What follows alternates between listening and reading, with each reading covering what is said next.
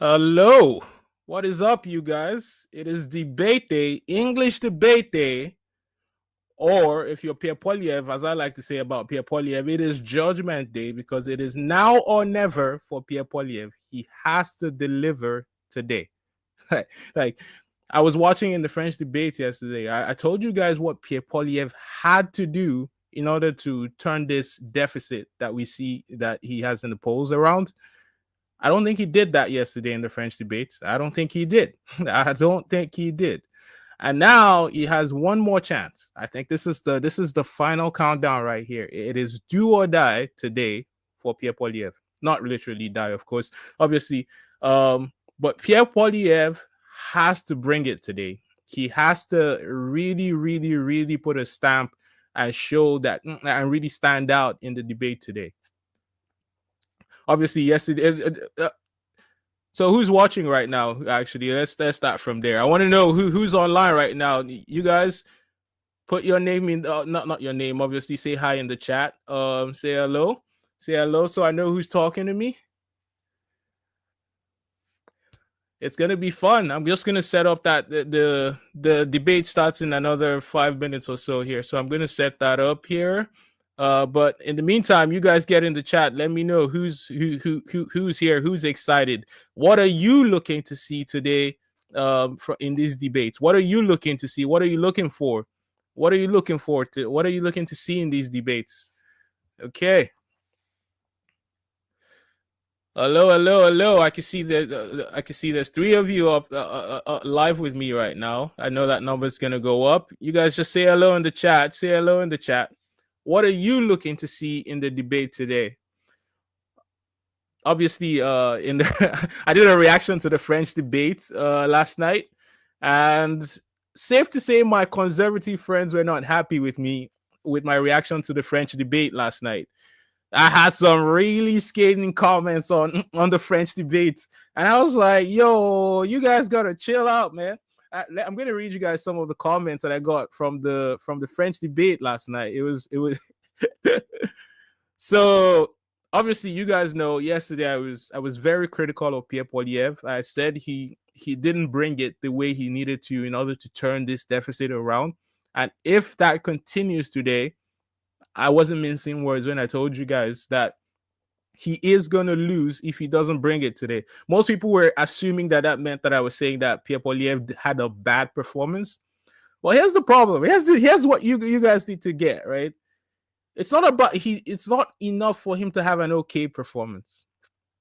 Pierre Poilievre has to knock it out of the park today. It is important. Okay? So I'm just gonna read you guys some of the comments I got because I said our beloved Pierre Poilievre didn't do the business. You know? There was someone so look at this dude. Look at this dude right here. Actually, this guy comments quite a bit. I like him. It's not too bad. He doesn't insult me too often. So he said, seemed as if it was a Don Mac. I should really his username there. Don Mac 7727 says it seemed as though it was a 3 versus 1.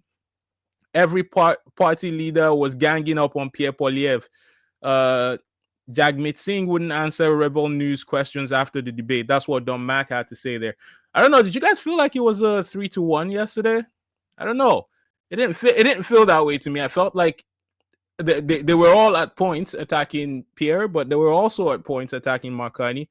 That was my opinion. Obviously, Jagmeet is not having a good time of it at the moment. There's also another comment here. Laura G, and I'm just reading comments from my last video here. Laura G said the debate setup was crappy.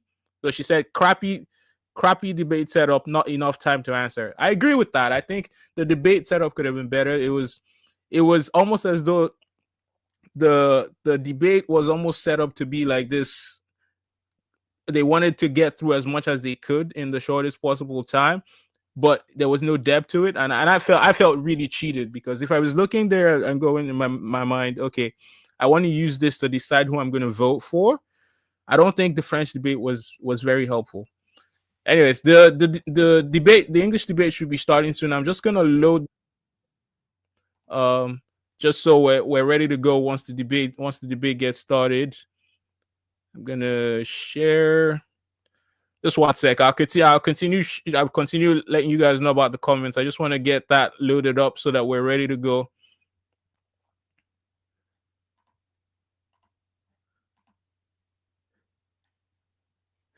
Anyways, so Nick Frost in the comment section was also saying, this is regarding the French debate yesterday. Nick Frost says, I'm guessing the election will be close if no one else you guys got to work with punctuation. You guys help me out here. It says, I'm guessing the election will be close if no one else shows up to vote. However, with Trump making such drastic and unprovoked actions against Canada, there is likely going to be more voters this time around than normal. Since Trump is the catalyst and he was on the attack, it would be safe to assume that the liberal voter base is going to see a surge. I want to know though, you guys, get in the chat. Why do people trust Mark Carney to deal with Donald Trump? Where's that impression coming from? Do you think it's justified? Because I mean, as far as we know so far, a lot of that is just based on, okay, we guess that Mark Carney is the guy, but is he though? Is he? Like, I don't know. People are assuming that he's got some magic influence on Donald Trump, but is he? Does he? You know? But yeah, it is true that he probably will win if Trump is the ballot question, which is, I think, really clever marketing by the liberals. I mean, I can admit to you guys that it is marketing, because, like, how do we go from talking about the price of shit, the price of stuff, to talking about, like, Trump being the main ballot question? How did we do that, right? Because if it was a question of affordability, I think a lot of people still blame the liberals till this day. Oh, the debate started. I should get that on now. I should stop talking. At least on the schedule in this campaign. That's our chief political correspondent, Rosemary Barton. Rosie, always great to be riding shotgun with you on these big days. I'm David Cochran. Thank you all for watching Power and Politics live from Montreal. This is day 26 of the federal election campaign, the English language leaders debate. All right, no one wants to listen. No one wants to listen to the CBC. I guess people get mad at me for playing the CBC. I'll wait till the leaders start to talk. Here's some other comments. So this guy though really pissed me off. He came at me for critiquing Pierre Poilievre during the French debate. He said, Risa Monar here says, I think he was trying to say, I think he was trying to insult me, but ended up being a weird sentence that didn't really make any sense. This person was, and I always find he's so funny. Like, if you're gonna insult me, make the sentence make sense, you know? All right, here we go. The debate started. I can stop talking, y'all. Let's get it. Read to the following. No notes. Answer the questions. Stay on theme. Stay on time. How much each leader speaks will be counted on these clocks, visible to the leaders and to you at home. This is the 2025 Federal Leaders Debate. Let's go. The calm before the storm. Good to be with you here tonight in Montreal for what I'm sure will be a memorable evening. Our first theme is tariffs and threats to Canada, and we will begin with a round of questions. You will each have a minute to answer, and then we'll go to open debate, and the first question goes to Mr. Carney. Okay, what is the starting point for negotiations, Mr. Carney, with the United States if, as you have stated, our relationship with the U.S. is over as we know it? Well, first, Steve, may I thank you and also thank fellow leaders for their service to Canada, people at home for taking the time to watch. I just want to underscore the premise to your question, because I think the relationship that we've had with the United States, relationship over the course of almost the last 4 decades, which has been one of steady and increasing integration, has fundamentally changed because the president is looking to fundamentally restructure the trading system. So the starting point has to be one of strength. It has to show that we have control of our own economic destiny, has to have a clear plan here at home to build this economy, to diversify our trading partners with like-minded countries, and also has to have a position of strength in terms of our reaction to the U.S. unjustified tariffs. And that's why we have put in place counter tariffs that have maximum impact in the United States and minimum impact here at home. Mr. Poilievre, would you do Okay. anything differently? A lot of talk, nothing really in Well, there. first of all, thank you, Steve, and thank you to our fellow contestants here today. It's an honor to be here. What would I do different? Well, I'll start by what I would do the same. I think we do need to counter the American tariffs with our own to deter this economic aggression. We must make clear that we will always be sovereign and independent. What would I be doing differently? Well, we need to be in a position of strength. The Liberal government has weakened our economy with anti-energy laws, red tape, and high taxes that have driven $500 billion out of our country into the United States and made us incapable of shipping our resources overseas. That weakness threatens our ability to stand up for ourselves. So what would I do? I would cut taxes, red tape, and approve our resource projects so that we can get our goods to market and bring home the jobs, so we stand up to President Trump from a position of strength. That's Mr. a Singh, you decent get the next answer. question. Can we trust the Decent. United States to work with us on matters such as Arctic sovereignty and defense policy? I think we've seen, first of all, good evening, everyone, and thank you for tuning in, and thanks for the question, Steve. We've seen what, for a lot of people, feels like a betrayal when we look at the United States. I grew up in a border town, I grew up in Windsor, and we saw how connected we were as a city and as a community. People lived on one side of the border, worked on the other. People traveled back and forth all the time. We're in the automotive capital of Canada, and we knew how important it was to be able to build cars in Canada. But we saw that those cars went back and forth across the border. Seeing what Donald Trump did to attack Canada in this unprovoked way without any justification really felt like a betrayal. And so Canadians now are right to say, well, we don't really trust Donald Trump at this point, and we can't really have a lot of faith in him.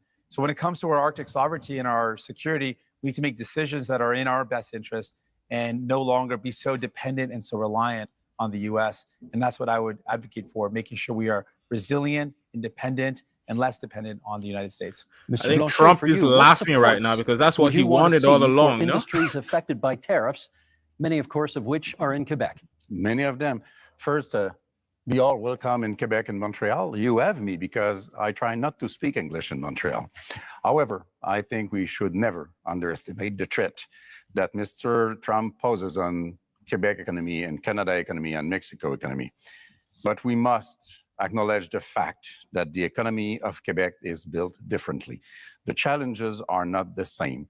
The necessity for Quebec to have at least partly its own voice in the negotiation is important. The difference between Quebec and Canada is very important in terms of economy, but also in terms of identity and language and values and who we are and the way we want to handle immigration. So we have the right to be different.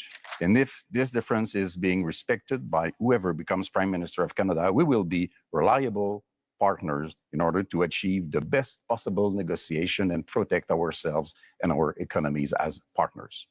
Merci, Monsieur Blanchet. Okay, we now move into open debate, and I'll start it off, Mr. Carney, with you, and then we go from there. Do you still support dollar-for-dollar tariffs, even if they ultimately threaten Canadian jobs and businesses?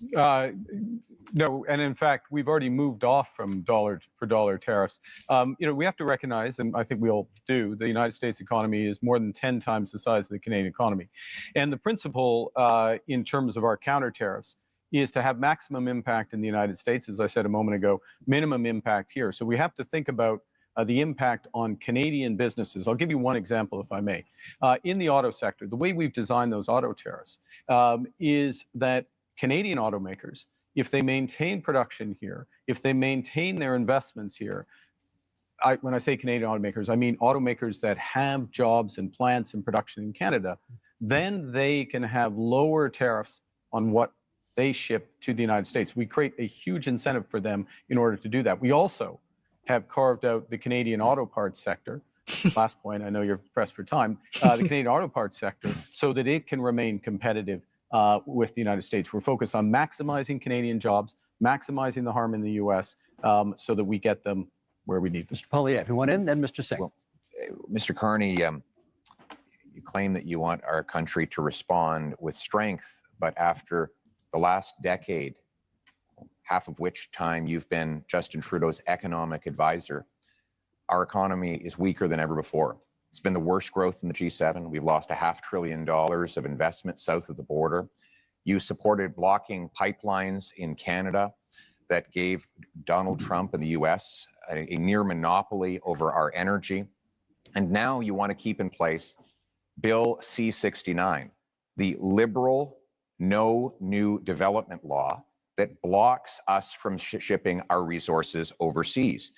How could you possibly think it's a good idea to give the Americans a continued monopoly on our energy projects when you have seen how much these liberal policies have weakened our country over the last decade? Oh, Mr. it's Carney about to respond, pop and then- off. It's about to pop off. Yes. So let's go to my record. My record is a month long as prime minister. And this goes to the heart of coming to the Americans with strength, but doing the right thing for Canada. Within the first week as prime minister, I sat down with all the premiers of the provinces and territories, as well as the leaders of the Indigenous peoples. Got an agreement with all the provinces and territories, doesn't happen very often, got an agreement for them to have one Canadian economy instead of 13, first point. Secondly, to commit the federal government to do its part by Canada Day, so free trade in Canada by Canada Day. Thirdly, the federal government to commit with respect to project reviews. The question was about Sorry, pipelines. I'm getting to it. Thirdly, one project, one review, and relying That's not on possible provincial. under Yes, it is C-69. possible under. It is possible on our system. No, It it's is not. the It's impact banned assessment. under C-69. It is agreed on under the impact assessment framework, and we have a cooperation agreement with British Columbia already. We're looking forward to them with the other provinces. We will move Yes, forward. no, to- I'll Gotta let jump in okay, on this. Mr. Singh's turn, please. The Of course, anti-development of law. course, we agree around having a strategic response to the United States. But what I'm concerned about is what we're doing here in Canada. We are already seeing threats to our country in that just the threats alone of the tariffs have meant Canadians have lost their jobs. The threats of the tariffs that are in place right now, the impact of those tariffs is that we've lost jobs in steel, aluminum, and the auto sector. People are already losing their jobs. And while Mr. Carney, you had time, as you mentioned, not very long time, but as Prime Minister, you showed us your priorities. The first thing you did is you had traveled, you made a tax cut for millionaires, which was reversing on the capital gains. So you gave a tax cut to millionaires, but you didn't have time to increase the amount that workers get on EI. Right now, workers who are struggling and wondering, what am I going to do if I lose my job? Workers who've lost their job are saying, how do I pay my bills when EI only covers half of a worker's salary? Maybe 40 years ago that would have worked, but right now most workers are spending their entire salary just to pay the bills, to pay their mortgage and their rent, and to put food on the table. So EI is not good enough, and it shows Canadians that you didn't make it a priority to protect those that are impacted by these tariffs, that are threatened because their jobs are lost. We have not heard from Monsieur Blanchet yet in this segment, so please. Yeah, Mr. Carney, you are becoming a real Canadian leader, saying one thing in French and another one in English. You said in British Columbia in February that you would force oil and gas through pipelines through Quebec, either we wanted it or not. You would use emergency powers in order to do so. And 2 days later in Montreal, you said that you would never do that without the approval of Quebec. What's the point of using emergency powers if you do have the agreement of Quebec? However, I do agree with you. It's important to be very strong in front of Mr. Trump. However, I would keep the dollar for dollar policy. Don't be weak in front of Mr. Trump. And those counter tariffs have to be targeted. You have put out already $2 billion for Ontario auto industry, car industry, and the lumberwood industry in Quebec has already paid to United States $2 billion, and you have not raised one finger in order to help us. Let's get from Mr. Poilievre and then a response from Mr. Carney. Well, Mr. Carney refused to answer the question about pipelines. Just the other day, he said that he doesn't necessarily think we need to build pipelines. Let me tell you what that means. Right now, the Americans get 97% of our oil, 100% of our natural gas exports at big discounts. We have to send Canadian oil from Western Canada through the States just to get it back to Quebec because we don't have a pipeline. And now there's this law, liberal law C-69, which effectively bans pipelines. The 14 biggest energy and resource companies say it has to go if we're ever going to build another project. And I asked Mr. Carney why he would keep in place this anti-pipeline law that effectively empowers Donald Trump to have a total monopoly on our single biggest export.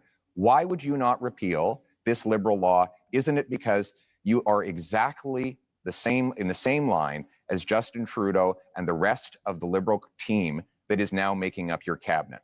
Poilievre started well here. Let me He pick is up a couple of started points that have been made. with, The with first a thing I did as quickness. Prime Minister was to Oh, cut the carbon tax. That's the first thing. Second thing is made a What a commitment. great idea. Made a commitment that all proceeds from our tariffs will go to workers and those Question was companies about most affected. Ow. There were several points Means raised. and nothing if, so if far. I may, if Mr. Steve, if I Please. may address, I'm trying to do it quickly because several points raised. All proceeds go to workers and the firms most effective, and those proceeds are considerable. Third thing, I'm interested in solutions. I'm interested in getting energy infrastructure built. That means pipelines, that means carbon capture storage, that means electricity grids. And here's how you do it. And we've already moved in the first month. Cooperation agreements with the provinces. Guess what? We are a federation. You need to cooperate with Quebec. You need to cooperate with the provinces. You need to get First Nations and Indigenous people buy-in. You can do that through the one project, one review window that we put in place at that first ministers' meeting, as well as, if necessary, using emergency powers to fulfill the federal responsibility, but not the unique. Mr. Poilievre, you want to come back on that? What you're saying, Mr. Carney, with respect, is a total contradiction. The No New Development Law, C-69, guarantees there will not be one-stop shop because it requires the government of Canada to actually duplicate So the what same, Mr. Poilievre is saying is that the have no same rules, project. have no regulation, have have no one-stop shop. controls Mr. Singh, over, let's over any energy Mr. Singh, development. we just Mr. got to let Singh, him that's That finish big his polluters sentence. pollute. Let's just let him finish his sentence. That is not true. In fact, Mr. Singh, the reality is we should have strong rules enforced once. We shouldn't have multiple It's the first levels time of I heard you care about referral the environment. that it takes now 17 years to that your get a position? major project approved in this country. That is why in the last 10 years we've had the worst economic growth in the entire Liberals bought a G7. pipeline and We built a cannot pipeline. afford They're a pretty fourth pro-pipeline. liberal term. We need a change, and the Conservative plan for a change will include repealing the anti-pipeline law so we can get our energy to markets other than the United Mr. States. Singh, then Mr. Well, Carney. while these two compete about who's more pro-pipeline, I think what we need to do is, I mean, it's clear the Liberals bought a pipeline, they built a pipeline. I don't know what Pierre is complaining about. That's what they did. I think what we need to do, if we're talking about energy in our country, we need to build an east-west grid. Let's use our power as a nation to build a national project that creates good jobs, that strengthens us for the future, where we connect the low-cost energy from jurisdictions and provinces across this beautiful land and have low-cost energy for businesses, for people, so we can build a stronger economy. That's the energy of the future that we need. Mr. Carney. 3 quick points. First, the pipeline built, yes, TMX built. That's why oil exports up 50% over the course of the last few years. Secondly, I don't think that's a Mr. bragging Singh, point, though. Mr. Singh is absolutely right about the east-west grid interconnections, which is part of the energy corridor. Huge opportunities for this country. We have to be able to do more than one thing. Third point, fundamental point. We can give ourselves far more than Donald Trump can ever take away. If we have one Canadian economy, not 13, and if we just look at that agreement we got with the provinces, look at what Ontario and Nova Scotia have just announced in terms of their steps towards this, this is within our grasp. Monsieur Blanchet, what should we be prepared to concede in our negotiations with the United States? I want to be back to something that Mr. Carney said. You can't do something and the opposite, and you can't fill people's mind with nonsense. Quebec has, by law, its own environmental review institution, and you cannot, through a federal decision, even through a Quebec government decision, go over the BAP, as we call it. If the BAP says no, Just say, it's no. I know. I know. Good. I know, Let's but this keep is that in mind. This is the point. This is, if I may, this is the point. The federal government can do the following, which is to take the decision to abide by the decision of the Quebec BAP. That is within the federal government's power. That is known as cooperative federalism. That's what we need to do. And do you in a- understand this one is other what- point This is fast? what we need. If we, I mean, this is what we need to do in a crisis. Bref Moïse and then Mr. Poilievre. Yeah. The building of those pipelines will take at least 10 to 14 years. Mr. Trump will be 90 years old, not president no more, might- and somebody, of course, less terrible will be there before you can even dream of having oil through this pipeline of yours. We're less than a minute to go. Mr. Poilievre, I promised you next. Listen, after the last 10 years of liberals blocking pipelines and killing jobs, Sounds wild when you we say that. actually need to get things that makes done. sense. We need a change, and our conservative plan for change will repeal the No New Pipelines law. It will create a true one-stop shop, set up shovel-ready zones with pre-permitting so that we can approve LNG liquefaction export plants, mines, pipelines, nuclear plants, and also said no to that. hydroelectric dams so that we can generate the power we need to be strong, self-reliant, and stand on our own 2 Can I- feet for a change. Last quick word to Mr. Carney. Okay, quick word. Bringing it back to what we were talking about, which is tariffs, the threats to Canada, how to negotiate. We need these options. We need these options to build domestically, to build one Canadian economy. We need to act. We need to diversify our trade partners. And that is will our give us time in strength this to segment. the US. That is our time. Okay, you know my job tonight. I got to be the heavy guy here every now and then, making sure everybody comes to time. We've And got I'm great keeping an eye listeners as today. well on making sure that everybody gets rough justice over here. That concludes our first section and our first debate. Up next, affordability and the cost of living. Yeah, I think that last Our section goal is was to double maybe the a pace Poilievre of housing section. construction I to think lower your he bills, probably build won homes that. you can actually I don't know what afford. you On va guys parler think. des entreprises du Québec, des travailleurs du Québec, des aînés du Québec. A big, powerful bring it home tax cut on work, investment, energy, and home building. Okay, leaders, same idea, one-on-one questions followed by open debate format. And Mr. Poilievre, you get the first question this time. Many provinces, including some provinces with conservative governments, have ambitious housing targets, none of which have been met. Why do you think your housing plan will be any different? Let me start by talking to the young people of the nation and those who are aspiring to home ownership. You know, it was only 10 years ago. You could buy an average house for $450,000. But in the last lost Liberal decade, housing costs have doubled, rising faster than in any country in the G7. And so now our youth cannot afford a home, and our seniors are worried about being evicted. We can't afford a fourth Liberal term of rising housing costs. We need a change. And our conservative plan for change will, 1, axe the federal sales tax on new homes. 2, incentivize municipalities to cut their construction taxes to bring houses down in cost by $100,000. 3, sell off federal land for homes. And 4, train up 350,000 young trades workers who can help build those homes. Because you deserve a home, and we're going to make it happen for a change. Also on the issue of affordability, Mr. Singh, you get the next question. How do you bring down grocery prices in the midst of a trade war? I appreciate the question. This is a big concern. When I talk to Canadians, they tell me they're really feeling squeezed from the cost of living. That's one of the top things that people tell me about. People are saying, I can't afford to buy groceries. Every time I go to the grocery store, it's just ongoing worry and this feeling of anxiety that can I actually afford the things that my family needs? On top of that, people are worried about the cost of homes. I think those are the two biggest things I hear. So we can do things about this. Other countries have taken concrete steps.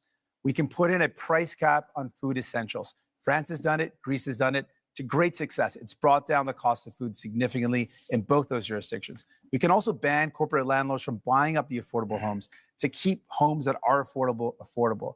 We can make things better for Canadians, but it requires having the courage to take on the powerful corporations that are ripping you off, that are price gouging you. And we know that price gouging is one of the major reasons why food prices are going up. You're never going to hear Pierre Poilievre or Mr. Carney talk about the fact that these are the corporations Thank you, ripping you Mr. off. Singh. I That's will. time.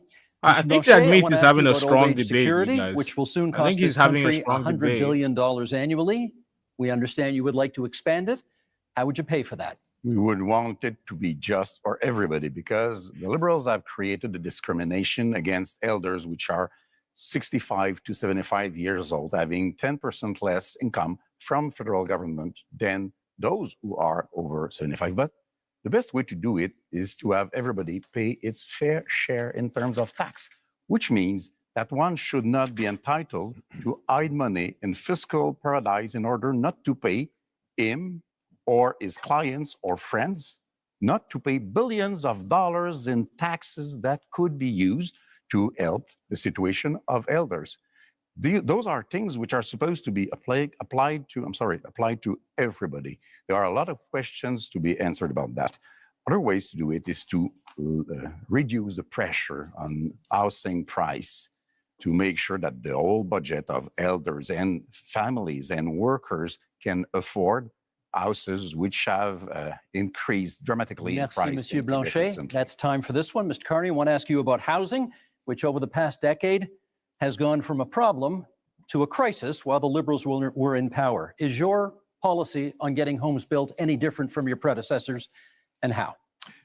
This is one of the reasons why I entered this contest, because of the housing crisis, the cost of living crisis, the housing crisis, and the Trump crisis, to help fix it. And I would look, the housing approach is fundamentally different because we need a fundamentally different approach. We need to build housing at a rate that we haven't seen since the end of the Second World War. We do need a fundamentally different approach. And with the fundamentally different approach, we can build an entirely new industry. So the question is how? Now, Mr. Poilievre and I agree on some things. Okay, I agree as well on reducing the tax on first-time home purchases as a way to buy.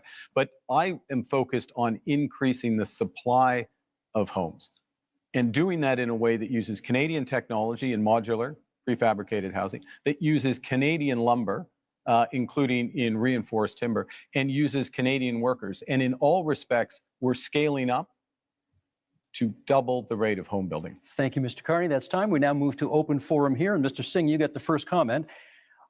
Many of you have pledged to cut the GST on many aspects of buying a home. And Mr. Singh, I want to ask you, would you cut the GST on anything else in order to make life more affordable? Absolutely. In fact, I'm the only one on this stage that fought to give people a GST holiday. Interestingly, while that GST holiday helps working class folks, middle class folks by taking off the GST off essentials, the Conservatives under Pierre Poilievre voted against that. They opposed the idea of giving people, actual folks that need help, a tax break, and would rather give millionaires a tax break, which shows you whose side he's on, which is not surprising. But what is surprising is that Mr. Carney also said that giving people a break on their GST is a bad idea. Mr. Carney, why do you think giving a tax break to capital gains folks that earn more than $1 million is a good idea, but helping a family afford their groceries, helping people afford their bills for their internet, their cell phone, their home heating, giving them relief to take the GST off those is a bad idea, but giving a tax break to people who really only earn over more than $1.4 million, that's somehow a good idea. Okay, you went after That's your numbers. You went after Mr. Poilievre first, so I'm going to give him the first shot to respond. Well, Mr. Carney, the reality is that housing costs doubled under the Liberal government, while Justin Trudeau made exactly the same promises that you are now repeating today. He promised that he would double home building. In fact, home building went down. He promised that he'd reduce the cost. In fact, it went up. And here we are. Mark Carney is asking for a fourth Liberal term, repeating the exact same Liberal promises that priced you out of a house. Just a few weeks ago, before the election, the Liberals voted against taking the GST off new homes, and they have continued to build up bureaucracies that block construction. We need a change so that you can afford a home, and our change will be, again, to axe the sales tax on new homes, incentivize municipalities to speed up permits, free up land, and cut development costs, train up 350,000 young people who can be in the trades to build those homes and sell off the land that is going to be needed in order to build homes. That is a real plan for you to own a home and afford your life for a change. Mr. Carney, they're coming at you from both sides. What do you say? Oh, yeah. Okay. They're coming I after know Carney it here. may be difficult, Mr. Poilievre. You spent years running against Justin Trudeau on the carbon tax, and they're both gone. Okay, they're both gone. And we're in a new impersonation. and of we're the in same a policies no tonight. very different. Look, I'm a very different person from Justin Trudeau. Focus is on results. Were you his and so economic how advisor? to drive results in the housing market? You've got to change the model of building. You've got to increase the financing for housing developers, $25 billion on the table for those housing developers, $10 billion for deeply affordable homes, cutting development charges in half, lowering the cost of the building of those homes by 20%, and lowering the emissions and the run costs of those homes by another 20%. This is how you drive affordability. This is how you bring young people back into the housing Yeah, market. Monsieur exactly what Blanchet, Trudeau and then planned. Mr. Carney's Singh. running a You great claim defensive be game in very this, though. different from Mr. Trudeau. Now, the point is to show that you are any better than Mr. Trudeau. You claim to have a lot of experience in many things, and you know things. Last time we had somebody saying that they knew things, it was the senators, and they killed the law that protected supply management because they knew better than us and were elected by nobody, exactly like you are today. You say that you are a great crisis manager. Which one? I heard of nothing. As far as I know, Wow. Brexit happened, even if you were against it. You Wow. say you are a great negotiator. What have you negotiated but fiscal paradises in Whoa. Bermudas or Cayman Islands? Whoa. You have to prove something and you have to reveal what you own in those companies if you want people to believe you. Mr. Singh, Whoa. you wanted to. Yes, returning to the topic of housing. Now, it's very important. Obviously, we need to build homes that people can afford. Mr. Poilievre had the opportunity to show us what he could do. He was the Minister of Housing under Stephen Harper. And during that time, guess how many homes he built? He built 6 homes during that entire time. This is not something you can trust False. to build homes. He built 6 200,000. homes. And this has 200,000. been confirmed again and again. He built 200,000. 6 homes. That's it. Now, the problem, though, with Mr. Carney is while he's laid out a plan, the problem is that when he was the chair of Brookfield Investments, this is a company that made a strategic decision to buy up affordable homes in cities like Toronto where people were paying a decent rent. And they purposely bought those homes, kicked out the tenants, and jacked up the rents. That is not someone you can trust, sadly, to deal with the housing crisis when Mr. Carney, you profited off of it. We're going to get responses here. Mr. Poilievre first, Mr. Carney second. First of all, Mr. Singh, gonna hold this up to remind you. the Toronto 6 right here. Star, the Toronto Star debunked your No, falsehoods it was on 6 that. homes, and I that's the appreciate facts. neither Liberals or NDP are very good with math, but in that You're year, the clearly year I you was can the count up to minister, if I 6, which could, is great. the year Let's count up to I 6. was Mr. Singh, let's let him answer. in the year It's I not was high enough, though. the year I was minister, we had 200,000 homes built, and guess what the average price of a home was at the time? $450,000. And guess what happened And at the end of the conservative reign? one bedrooms It rented doubled. out for $900. And that since that time, housing costs have actually doubled under the Liberals. They doubled and on now the we have Conservatives, too. now we have Mr. Carney making tens of billions of dollars of spending promises that They will doubled under you ultimately as well. continue to build bureaucracy. We don't need more bureaucracy in Ottawa. We tried that for 10 Liberal years, Mr. Carney. What we need is to build homes in communities. Certainly and don't that need means Conservatives. axing taxes on home building and getting the government out of the way so that builders can actually build. I think, Mr. Mr. Carney, can I pick you up- are on housing. We need Can a I- change, and you, sir, are not a change. Mark Uh, Carney. I'm going to pick up on, I thought that answer was quite revealing. The first thing is that it's an attitude towards housing that absolutely ignores affordable housing, deeply affordable housing, issues with vulnerable people, ignores the rental market, ignores all other aspects of it.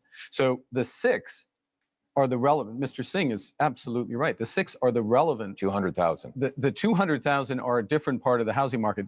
There are many Canadians. There are many Canadians at different income levels. The second thing it reveals is a misunderstanding, I'll be polite, of how the government's balance sheet can catalyze enormous private investment. And that is what we need to do to solve the housing crisis. It happens to be what we need to do as a whole to address the economic crisis that's been forced on us by President Trump. Mr. Blanchet? Yeah. Carney's playing a good defensive game. He's You have playing a good spoken much more defensive than game. I have, so I won't ask a question. I will make a statement instead. I'm not saying no. I'm not saying that you cannot do what you pretend that you are able to do. We just have no proof so far. I'm saying quite clearly that you cannot be entitled to do it alone. You cannot be entitled to hold all the power in your 2 hands. You cannot go out there and fix things for Canada and Quebec without being seriously checked by serious people. You cannot go out there and speak for Quebec without Quebec having its own strong voice to protect itself and to promote its different economy. So if you want to collaborate, let's say right now that whatever happens, even if minority government happens, you will be a partner with the different Quebec economy and identity, which you have been not interested in for the economic part and not respectful for the identity part. Let me get Mr. Singh in at this thank you. point. Can you tell us what's the first thing you would do to make life more affordable for Canadians? Yeah, there's a lot of things that we can do, and I've laid out some of those things. I think fundamentally, I'm the only person on stage that not only fought for real relief for people in terms of affordability, I'm the only one that fought for pharmacare that actually makes life more affordable by giving people medication coverage, dental care that gives people more affordability by letting them access their services if you're a senior and a kid. I fought for childcare to make sure people could afford childcare. All measures that Mr. Poilievre voted against, all measures that Mr. Blanchet voted against. So if you want someone that's going to fight for you in Ottawa to actually make life more affordable, you can't entrust all the power to Mr. Carney. He doesn't have a track record of making life more affordable for people, but we do. So vote for a New Democrat, and we'll continue this work to make life more affordable for you, while the Conservatives and the Bloc have voted against those measures to make life affordable, because that's not who they care about. New Democrats are in it for you. Pierre Poilievre. The number one expense for families today is taxes, more than they spend on food, clothing, and shelter combined. This after 10 years of Liberal tax increases. We can't afford a fourth term of high Liberal taxes. And that's why Conservatives have a plan for change. And that plan Your plan includes voted cutting against every measure to help people out. Cutting income taxes by 15% for the average worker and seniors, saving a working couple up to $2,000, rewarding hard work again. Because hard work is actually being punished. Is actually being punished because of the very high taxes. Now, the Liberals promised 10 years ago they would lower them. They actually raised taxes on 9 out of 10 Canadians.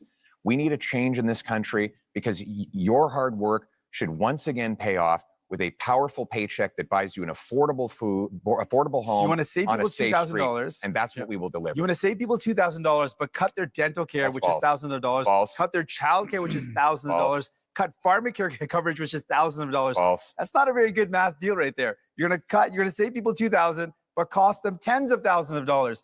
That's why you cannot afford Conservatives, and you certainly can't trust the Liberals on their own. Mark Carney's turn. You need New Democrats. Mark Carney. I'm going to reinforce that point, and then I'll respond to Mr. Blanchet. Childcare in this country, $3,000 to $10,000 a year for a family, depending on where you live. Province, jurisdiction. Depending on where you live, that's what's being saved there. $800 per trip to the dentist. We've expanded dental Province, care to 8 million Canadians. Because we 8 million Canadians. Because New Democrats. Pharmacare. These are fundamental issues for affordability. We're talking about affordability and taking them off in order. That's why you need New tax. Quebec. That's not what I've said. And in terms of income taxes working with Quebec for Canadians, yes, absolutely. Throughout the short time I've been Prime Minister, working directly with the Premier of Quebec, our Minister of Foreign Affairs, our Minister of Finance are from Quebec. Quebec and Quebec issues, whether it's Why haven't you answered management, Mr. language, Legault's letter? He asked 5 things in the letter. He reduced his expectations. We're talking about, and you did not even answer him. And tonight, you are so much in love with Quebec. Steve, the question that Canadians have to ask: why vote for Conservatives? He's got the Mr. Singh. Sorry, he has the floor. Come on. The question you have to ask is: after a decade of Liberal promises, can you afford food? Is your housing more affordable than it used to be? What is your cost of living like compared to what it was a decade ago? And are you prepared to elect the same Liberal MPs, the same Liberal ministers, the same Liberal staffers all over again for a 4th term? Mr. Carney, Justin Trudeau's staffers are actually here with you at this debate in Montreal, writing the talking points that you are regurgitating into the microphone. How can we possibly believe that you are any different than the previous 10 years of Liberal government? 25 seconds left in this segment for you to respond to that.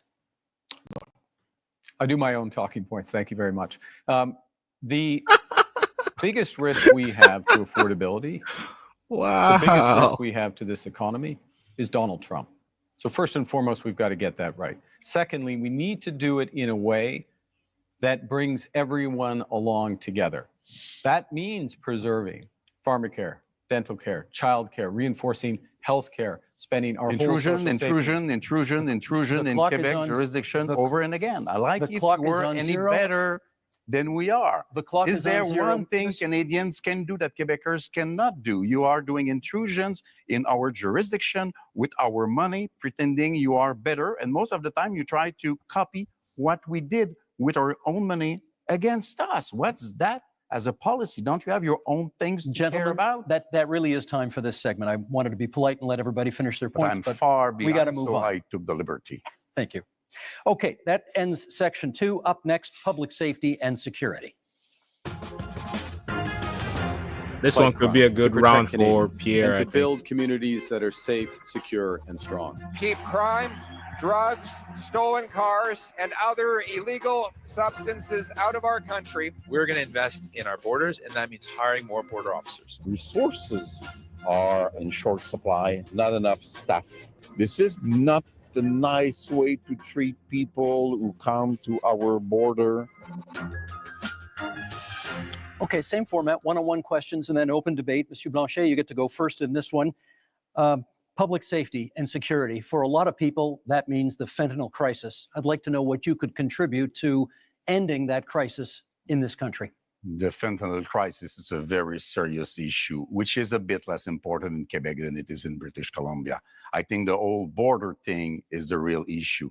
Immigration is a very important issue for Quebecers. Immigration has to be dealt with in an orderly fashion.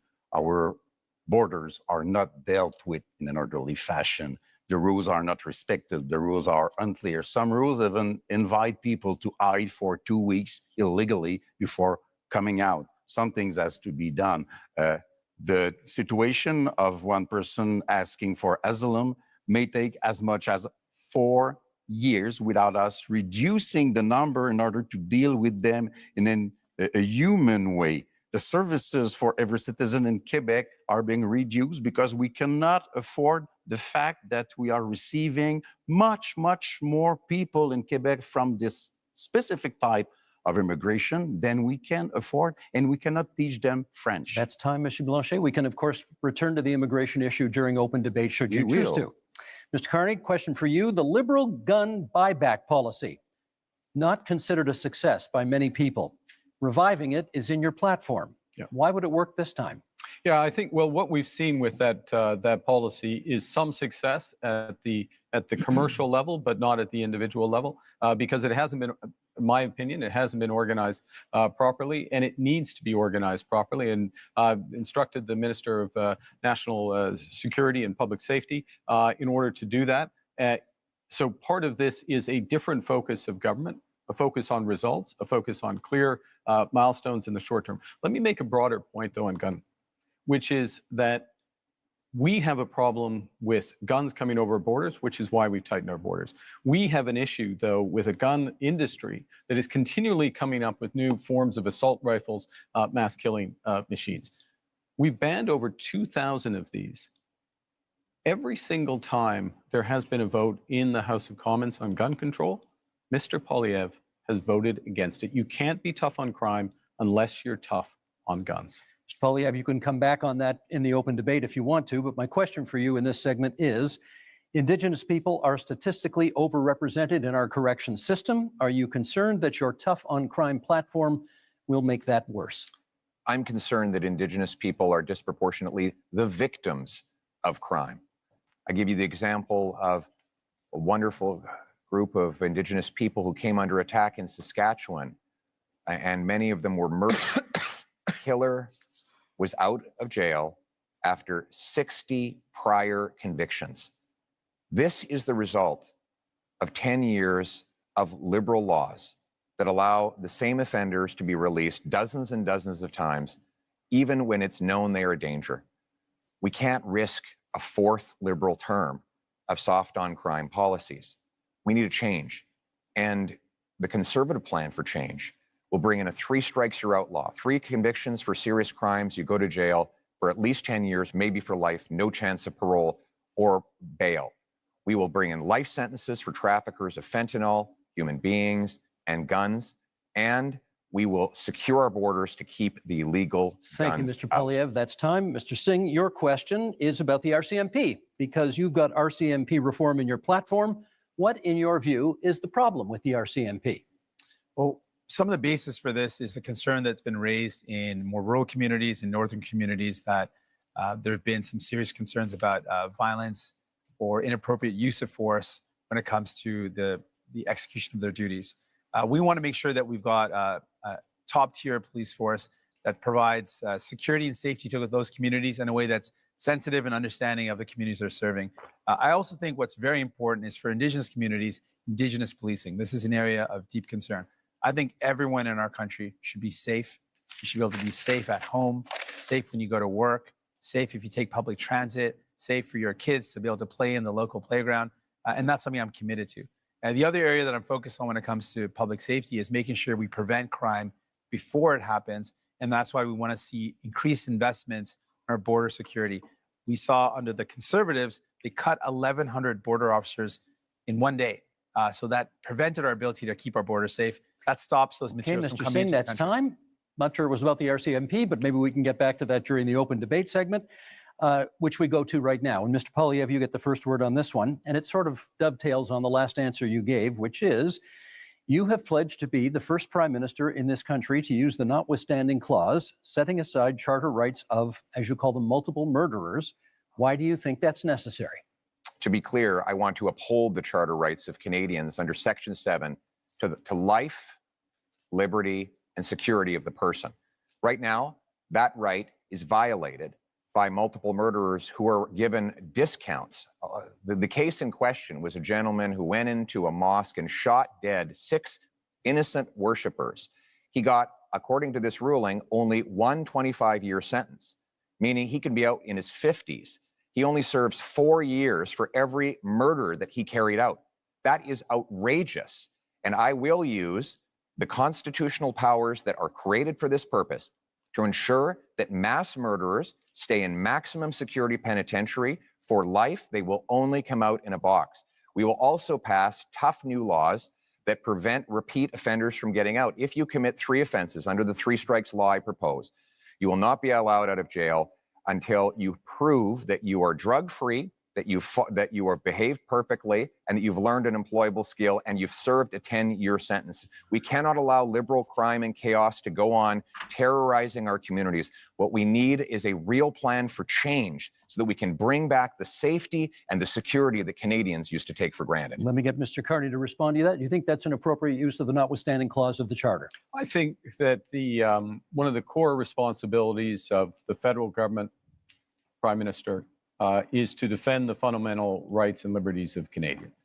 And those fundamental rights and liberties of Canadians are outlined in our Charter of Rights and Freedoms, which is 43 years old literally today. I think it's a very dangerous slope to override judgments of the Supreme Court of Canada.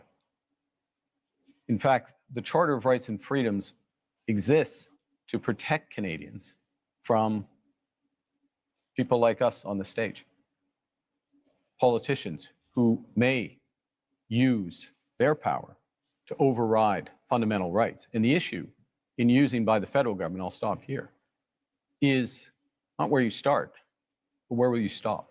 Mr. Poilievre, I should get Mr. Poilievre on that. Is it a slippery slope if you use it in this case? I must say, I would be quite interested too, because Mr. Carney said that he didn't want us to use the notwithstanding clause before adopting a law.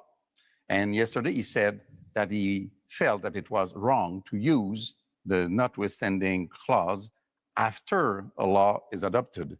So if we cannot use it before and we cannot use it after, it means that Mr. Carney believes that we should never use it.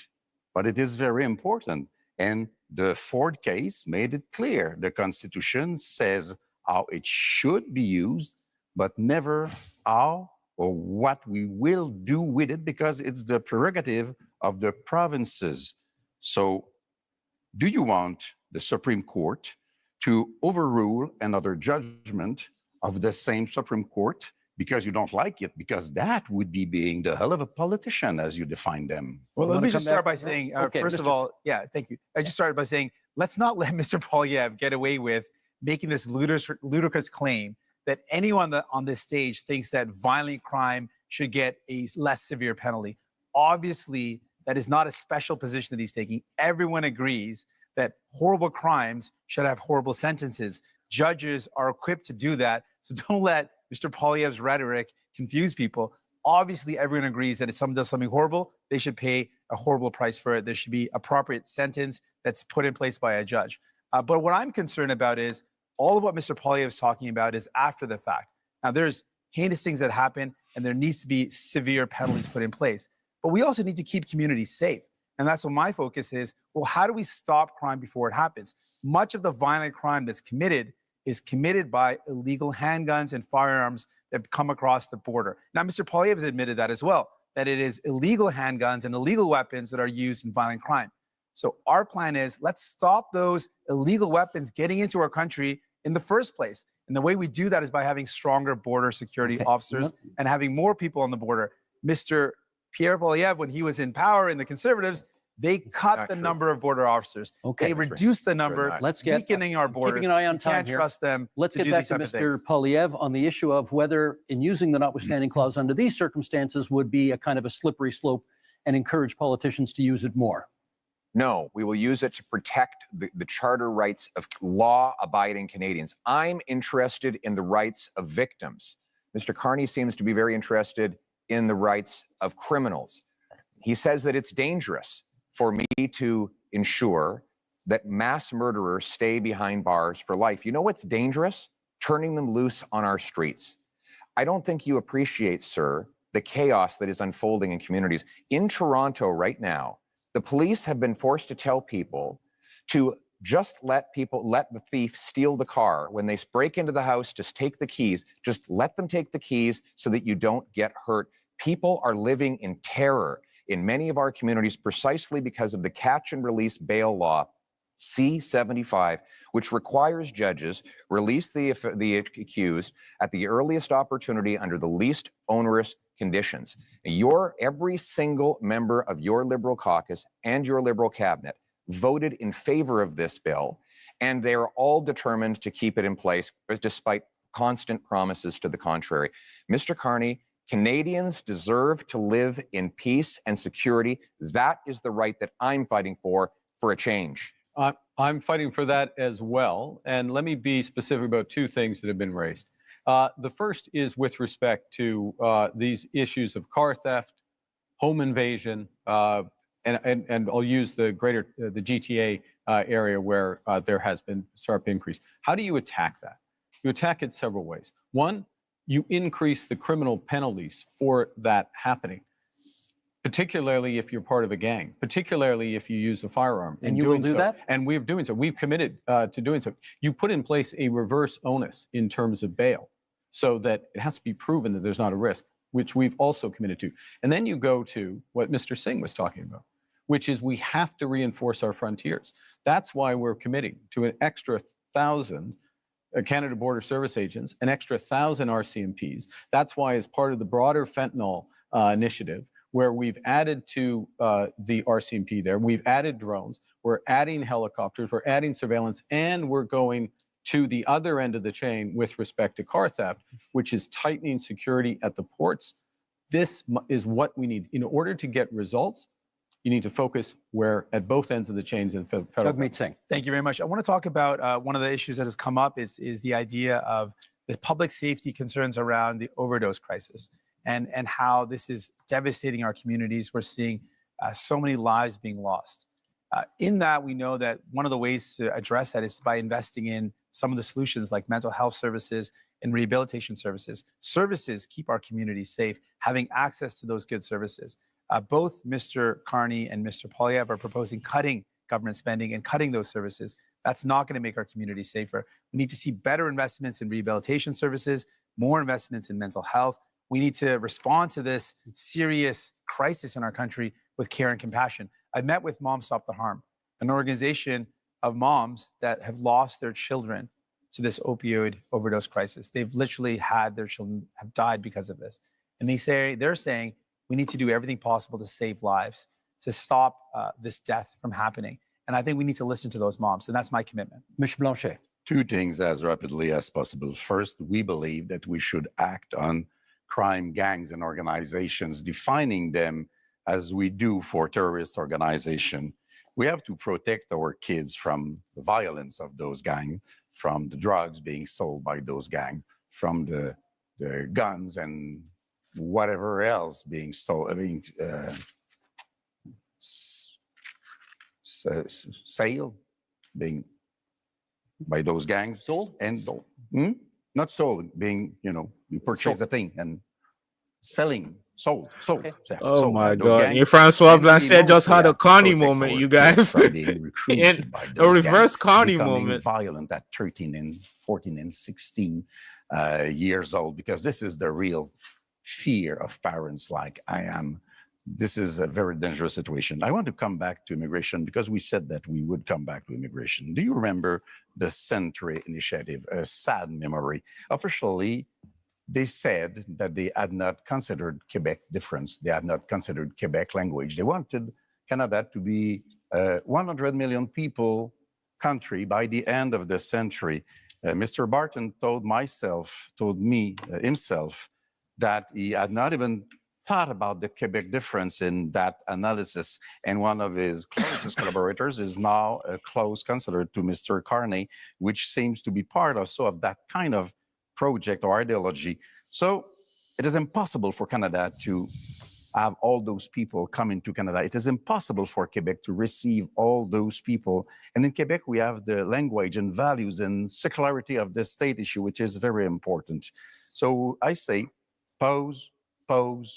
Let's do things properly. Let's receive migrants in an orderly fashion and successfully as a measure of respect for them also. Mr. Poilievre, you wanted a word. I speak to families all the time who are terrified by the scourge of drugs and illegal guns.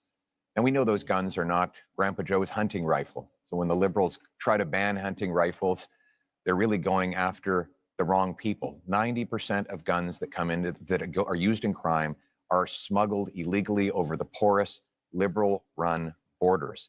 And that's why the police. Officers. It's not true, and that's you why literally the police. cut the border officers. The police in the actually, facts. if I could, the police actually endorsed do it me. again, The police in Barrie, in Peel, in Sault Ste. Marie have all endorsed me because they know that I will go after the gun smugglers and criminals with 2,000 extra frontline border guards that will stop the guns After you from cut coming them, in. now you want to hire But unlike the Liberals and NDP, I will not ban hunting rifles. The Liberals want to We protect. never wanted to ban I want to them. That's protect Canadians made up. from criminals. The Liberals want to protect turkeys from hunters. I think we know which one makes the most Mr. sense. Carney, quick intervention, Mr. Carney, then I got a question for each of you before this segment's out. Okay. We absolutely fully support hunting and rights of hunters and Indigenous Canadians. But I want to raise an issue, which is a serious issue, talking about safety. There are people, we're in Montreal, in Toronto, across this country, who fear going to their synagogue, fear going to their community center, fear taking their children, leaving their children in school. And this has to stop. This is it's totally unacceptable. So what we're proposing is to make it a criminal offense to threaten or to impede anyone from being near or going to their place of worship, their school, their community center. This, it pains me that when we have to do it, because this is not what we should be doing as Canadians, of course, but we will put that in place. Let me respect. And this is a fundamental issue with respect Let me to get any 10 seconds from each of you before this segment's out on what you perceive to be the biggest security threat to Canada right now. 10 seconds each. Mr. Poilievre. The physical security threat to our country is the rampant crime wave that is running out of control. After the last decade, we had a 116% increase in gun crime. We need to lock up the criminals. I got to hold you to 10 seconds. Mr. Carney? Well, we're in a security section. I think we didn't have a chance to talk about anything internationally. I think the biggest security threat to Canada is China. China, you say? Yeah. Mr. Singh? Biggest security threat, illegal guns and drugs coming across the border and cuts to services that would make our public safety and security even worse. Last word to Monsieur Blanchet. The fact that neither Quebec or Canada is able to protect itself and that we are still dependent and entirely dependent on Americans to protect us. Okay, that is the end of that section. Gentlemen, up next, energy and climate. Improving pipelines, getting things built, unleashing production. We are unlocking major infrastructure projects, including in conventional energy, oil and gas. We're speaking thousands of dollars a year for each family to pay for the What do you guys think damages so far? They've of talked about climate some change. really We can interesting absolutely stuff, build you know. important projects like an east-west energy grid. I think that last section on public safety was particularly Energy fiery. and climate change. I know how much all of you love talking about Let's see pipelines, what so here happens we with go. energy and Mr. Singh, climate to you change here. first. Should Canada build new pipelines to get our oil and gas to market? Well, it's not a approach I favor with public money. There's not any projects that are on the table, so it's not a specific project to look at. I favor, when it comes to the environment, building an east-west energy grid that connects low-cost energy and allows for families to reduce their electricity costs. But let's put this all in context. We're talking about what our energy solutions are in the context of a climate crisis. And we're not just talking about a climate crisis in the far future. We're living it right now. I remember I met a mom a couple of years ago before I had kids who told me she was worried about taking her kids out on some days because of the forest fires in BC. It meant that it was unsafe for kids to go outdoors. Fast forward to when I became a parent just a couple of years after that, and I literally worry about the same thing. The forest fires we saw a couple of years ago meant that many places that didn't see this before saw days where there was such smoke in the air that it was dangerous for kids. We've seen extreme weather, forest fires, heat domes, floods impacting us. We've got to do everything we can to Thank you, protect our Mr. future. Singh. That's time. Mr. Poilievre, where does fighting climate change land on your list of priorities when it comes to expanding energy opportunities in this country? It lands within our priorities of bringing home jobs while bringing down emissions around the world. Look, the reality is that if we push production out of our country to more polluting countries, it actually makes the problem worse. But that has been exactly the Liberal approach with the anti-development law, C-69, blocking of 15 LNG export plants over the last 10 years. We have seen more of those jobs go abroad. I want to bring them home. My plan will be to approve, for example, natural gas liquefaction and export. If we sent our gas to India, for example, to displace half of their demand for electricity, we could reduce emissions by 2.5 billion tons, which is 3 times the total emissions of Canada. That's the way we bring emissions down and jobs up. It's common sense, and now it's time to bring it home. Thank you, Mr. Poilievre. The next question is for Mr. Carney. How would your government fast-track pipelines and mining projects while also following the Supreme Court decision that requires consent of Indigenous communities? Well, I think the first thing, and this goes back a bit to where we started, which is recognizing that we are in a crisis. We need to act with maximum force and having a process and a consultation, but a consultation with a purpose, which is to identify those projects, those investments of national interest that are really going to move the dial in terms of growth, jobs, energy security, while being consistent with long-term competitiveness, which necessarily means lower carbon. And so part of that process is ensuring that First Nations, Indigenous peoples, are there from the start. It also includes their ability to participate fully in those projects. And that's why, and I can tell, like, you've got to tell on when I've gone on too long, so I'll finish up, which is, that's why we're doubling, our proposal is to double the Indigenous Loan Guarantee Program to $10 billion. What does that actually mean? It means an ability for them to invest equity in Thank those you, Mr. projects Carney. and be That's full time. partners. Thank you. My tell is my clock, and my clock is at 0, so that's how it goes. Monsieur Blanchet, do you still oppose pipeline construction in Quebec, even though a majority of Quebecers now apparently say they support it? We will know about that when we have held the debate about that, which has not begun yet. We are just beginning it.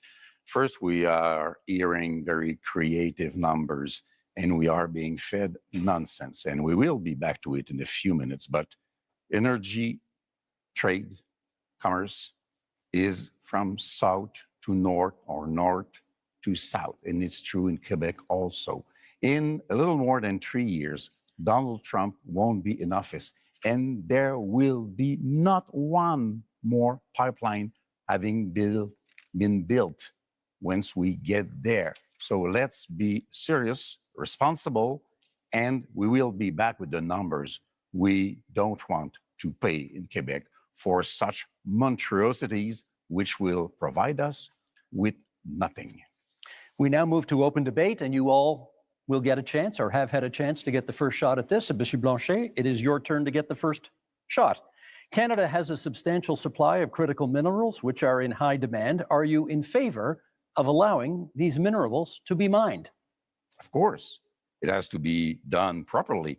Quebec has probably the most important clean phosphate reserves in North America.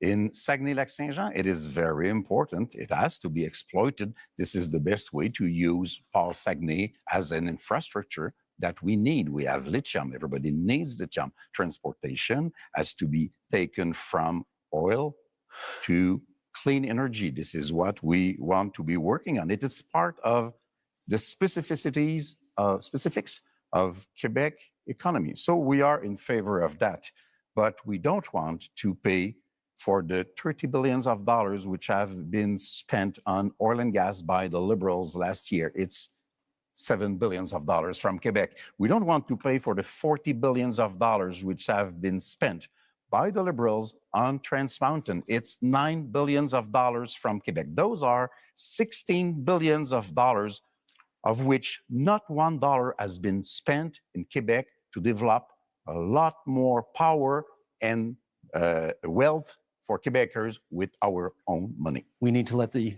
leader of the Liberals respond. Well, actually, I was going to pick up on the enormous opportunity that exists in Quebec, exists in Ontario, exists in the north of Canada, really exists across this great nation in terms of critical metals and minerals. We are have one of the biggest resources in this country. And this is, it's not just an enormous economic opportunity, it is a strategic opportunity for Canada. So we have to make a decision, not just to develop it, but how do we develop it and who are our partners for it? Do we become more dependent on the United States, which is what they want? By the way, President Trump this week said he might put a tax on critical metals and minerals, just showing again Yeah, but the unreliable. the job is not if I may, to- and so the discussions to that negotiate, So not to have if I may, tariffs. if I may Let's finish. let him finish. Let me finish. So the opportunity includes in Europe and includes in Asia as our partners. Last point. In order to get it done, we'll put in place a first and last mile fund. So these projects are connected to road and rail so they can go quickly to market. And we will have all of the other fast tracking measures in place that I talked about earlier in terms of capital, timing, approvals, so that we can move quickly, we can be stronger at home, better. Always with the Mr. Singh. approval of Yeah, Quebec. I Mr. think Singh Not has the sure floor. about that. we should absolutely take advantage of the fact that we've got incredible amounts of critical minerals in our country. And the way we do that is with any energy project or any project of this nature, make sure it's got the local community buy-in. It creates good jobs in communities, make sure we are meeting all our environmental needs, and we work with Indigenous partnership. And so I absolutely agree with that. I want to build on something Mr. Blanchet mentioned about the investments that this country has made.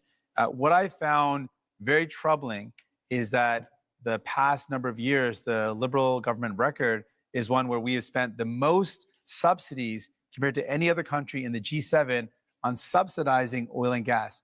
These are highly profitable companies. You I voted think that's for the it. wrong thing to do. We fought against it again and again. No, you voted And then for the it. Liberals have continued and to do again. it. And so my question really to Mr. Carney is, will you commit to ending oil and gas subsidies? Yeah. We should be using that to invest in people, not giving it to highly profitable oil and gas companies. Yeah, we talked. I promised Mr. Poilievre the Sorry. next, we'll come back and get that question I'll answered. answer. Mr. Poilievre. Well, Mr. Carney, you point out that Donald Trump has a wrong-headed idea of putting a tax on our mines and our industry. And that is wrong. But so do you. You want to apply a massive industrial carbon tax on Canadian mines, Canadian steel mills, Canadian aluminum plants, You want to let them just pollute as Canadian much as they oil want? and gas. And your idea is to double the tax that Trump is applying by hitting them a second time. This will do nothing for the environment. It will actually ship our jobs south of the border, Mr. just Poilievre's plan is let them like pollute as much as they President want. Trump Not a good plan. wants. My plan is to bring that production home here to Canada. For example, I will give a tax credit to low-emitting Canadian industry like Quebec's aluminum, for example, or British Columbia's natural gas, so that we not only bring home the production, but we do it below global average levels of emissions, You so translate that we that. actually help the environment while bringing wants to home let the big jobs polluters for our pollute people We have, as they at want. we have to let him at the finish. same time. That is a sensible, pragmatic approach that puts us in charge of our economic destiny so we can stand up to the Americans from a position of strength for a change. They Mr. want to let Carney, them we've pollute got, as hang much on a as they sec. want. I want to give you a chance to speak to Mr. Singh's criticism about oil and gas subsidies and Mr. Poilievre's criticism about the industrial carbon tax. Okay, I'm going to make 3 points. I'll make 4 if you want me to respond to that, but I want to make 3. The first is that I answered this question last night, but I think the puck had already dropped in the Canadians game, so not everyone heard it. Yes, end to oil and gas subsidies. And that's why you need New Democrats. Secondly, I would have done it independently. Secondly, recognizing that the biggest component of that was the cost of building Keystone. Keystone, which is the pipeline which has helped to increase oil and gas oil exports rather by 50% in this country. That is an asset of the people of Canada. We own it. And the question of what to do with it. So it's not a subsidy that has disappeared, it's actually an asset of Canada. The third point, though, in terms of where the oil and gas industry, particularly the oil industry, wants to and needs to go, which is to become low carbon in the production and transportation of oil. One of the big projects we need to move forward with is carbon capture and storage, the Pathways Project, so that we have oil and gas that is competitive, not just today, 10 years from now and 20 years from now, as the world uses less. We want to have more market share. We need to do Mr. Carney, by that. very My government will move that. But by definition, a subsidy isn't when we buy a pipeline. I'm talking about subsidies that go to oil and gas companies. Independent, separate from the country, oil and gas companies. That's what I'm talking about. The figure you quoted last night included the cost of the pipeline. Do you want to There's address billions his of point? dollars we're spending. We got to stop spending. Sorry, can we get you to address his point about the industrial carbon tax? How much will the industrial carbon tax add to the price of a car? So the first thing I want to say is I'm going to address the broader point. Broader point is the entire absence of a climate plan from Mr. Poilievre, which, by the way, is going to put our industry and our country at a disadvantage as we're looking for new trading partners. Guess what? Most people want to deepen our partnership in Europe, in Asia. Those countries care about whether or not you've made progress. Second thing is, we're designing a program so that the big polluters pay Canadians at home for making responsible climate choices, for retrofitting their home, getting their emissions down, or improving otherwise. And that is smart climate policy. It's better for the big polluters and it's better for Canadians. Pierre Poilievre. Mr. Carney didn't answer my question. I asked how much would an industrial carbon tax on Canadian steel add to the price of a car. He won't answer because he knows that it will be very expensive because there's lots of steel in cars. Now, Mr. Carney has temporarily But do you know the answer? hidden the You don't know the carbon answer tax. either. You're It's just throwing out random questions. Thousands of Just dollars. making it up, though. You don't Extra know. costs. I do know the answer to that question. He's wrong. When you add taxes to steel, you raise the price of everything that uses steel. When you add taxes It's a strawman argument to say you know the price. when you add He's here to the learn. carbon tax onto the price of, for example, fertilizer, you increase the price of food. So while Mr. Carney has temporarily hidden the Liberal carbon tax at the pumps while keeping the tax fully in law and planning to raise it after the election, he's also going after a tax on our industry that will ultimately be passed on to you. After a lost Liberal decade of rising costs, we cannot afford a fourth Liberal term. We need a new government that will fully axe the carbon tax, increase the jobs that we have here in Canada, and bring down your cost of living. We got just a little over 3 minutes left in this segment. So, Mr. Singh, I want to ask you, do you think climate change is still a priority from Canadians? You're out there. What are you hearing?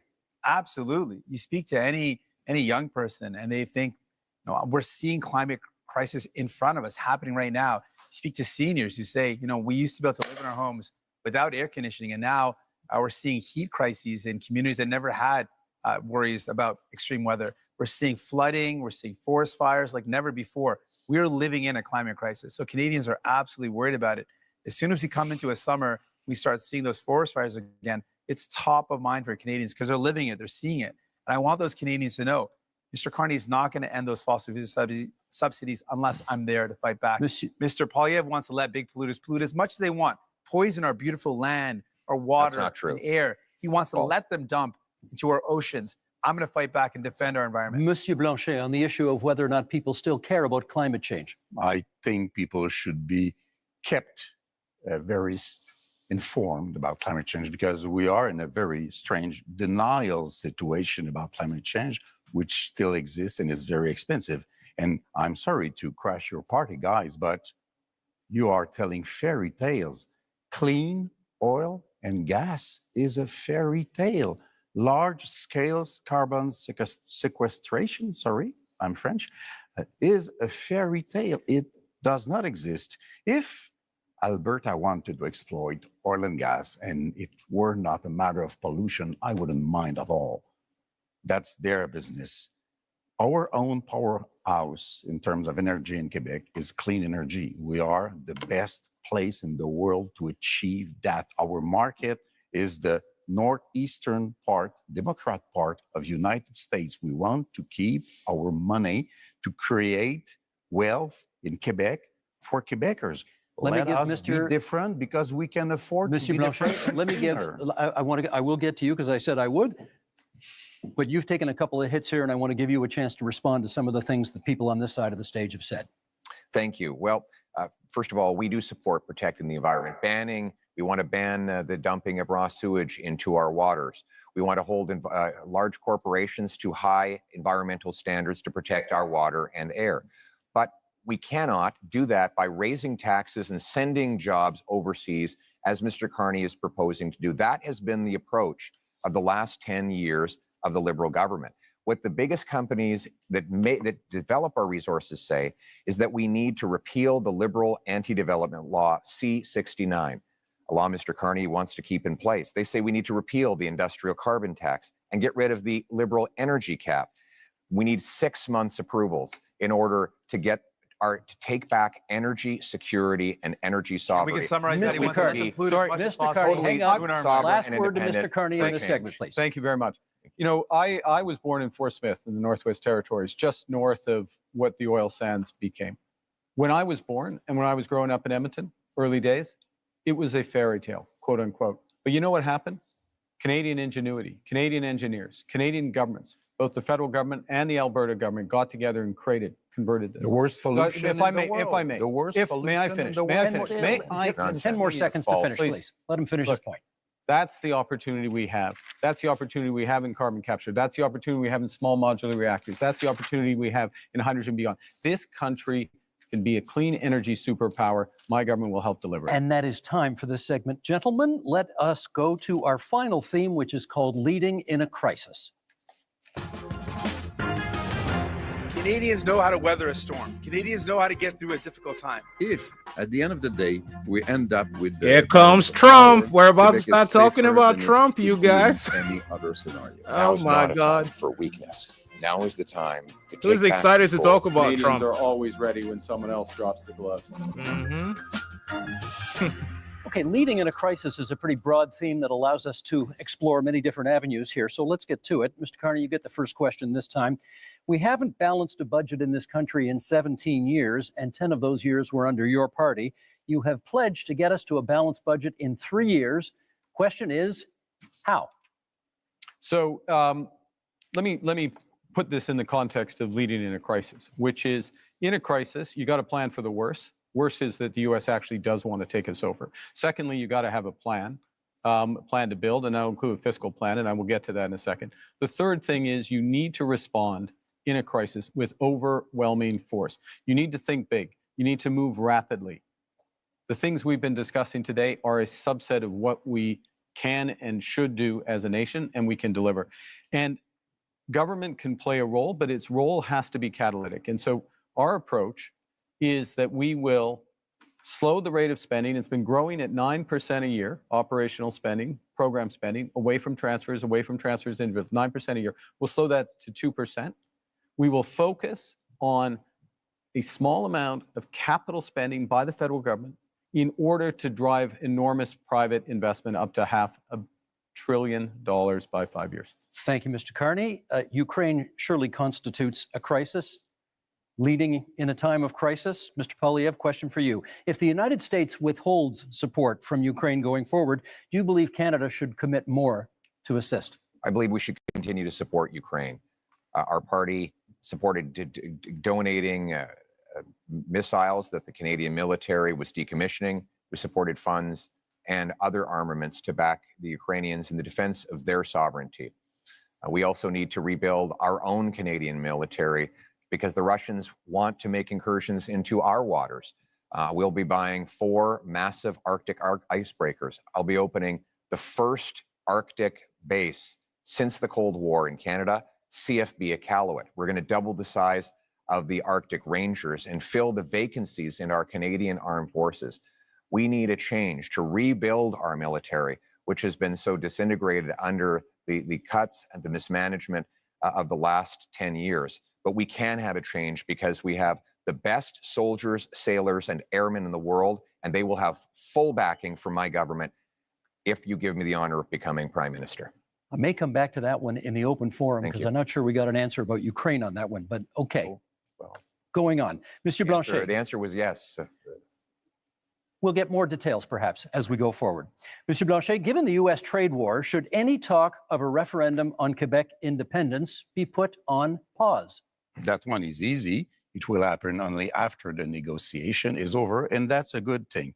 I want to say I support the idea. We must help Ukraine, but we also must help the civilians of Gaza, and we must destroy Hamas, which is a terrorist organization. You know what? I don't want to be the leader of Canada. You will understand that. I don't want to be Prime Minister. But I can offer to be a partner, a responsible partner, a collaborative partner. If Quebec is respected in its differences, in its aluminum industry and lumberwood industry and culture and French language and values of secularity of the state, which is the price to be paid in order to have real equality, then if we are respected, we will be a partner, and then even Canada will be stronger in its negotiation against Donald Trump. This is what I am offering. Respect us. Mr. Singh, I watched last night's debate. You seem very eager to talk about healthcare, so let's talk a little more healthcare right now. You have made many promises on healthcare. If a province says to you, we'll take your money for healthcare, but not your conditions on how to spend it, what do?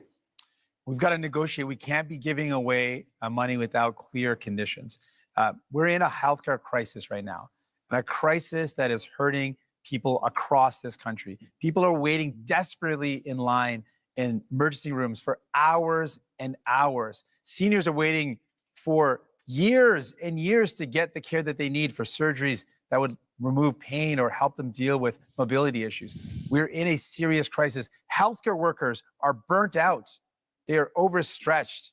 And what we're seeing is more and more privatization, and that is hurting our public universal healthcare system. So we've got to fight back against it. We cannot allow our public money to go to a for-profit private clinic lining the pockets of a rich CEO or investors instead of going towards care.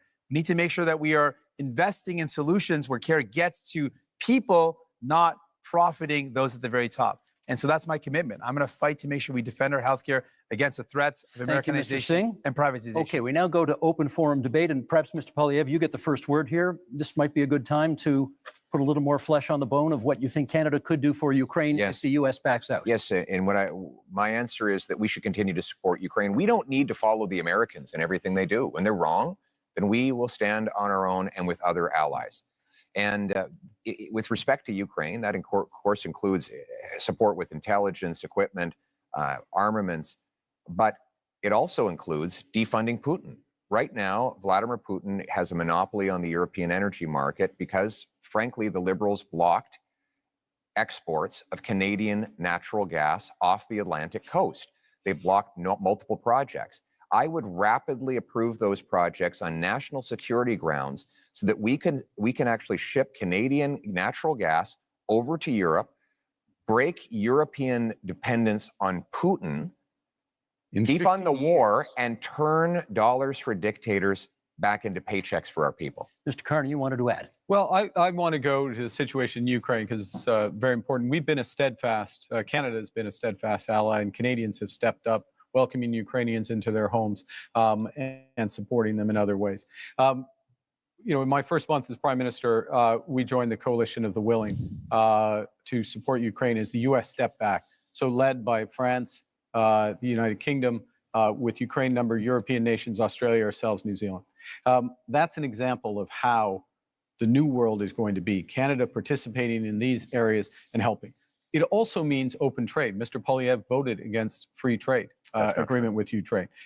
It means aid for Ukraine. Mr. Poilievre wants to cut foreign aid, including for Ukraine, or not. He didn't mention support for aid for Ukraine. We have to stand by them.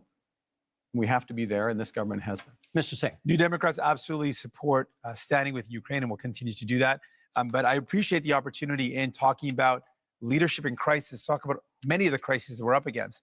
And one of the crises we're up against in our country with the threat of Donald Trump, with the threat of the trade war, and with the privatization and Americanization of our healthcare system is the healthcare system. And what we have learned today, Mr. Carney mentioned slowing operation spending. That's a cut to services. He said his plan. He has a plan to balance the operating budget within 3 years. That's going to require massive cuts to spending. We calculated that at $43 billion in cuts. In fact, Rosemary Barton, when he was on the show on February 16th, he said he would cut spending. He said it would be in operations. He defined it as transfers in health. And finally, longtime Liberal and former House Leader Karina Gould said that Mr. Carney's plans would mean massive cuts. That's the only way to achieve it. So, Mr. Carney, do you think it is leadership to cut health care at a time when it is in crisis? I think it is wrong. We can't do that. We will not cut transfers for healthcare. We will not cut healthcare spending, full stop. But we'll Mr. have Carney, a detail, if I may. Who do we believe, Mr. Carney today, or the one he spoke on Rosemary Barton's show on February 16th? I did not. The one that repeated again that he would cut spending? If I may. Who do we believe? If I may.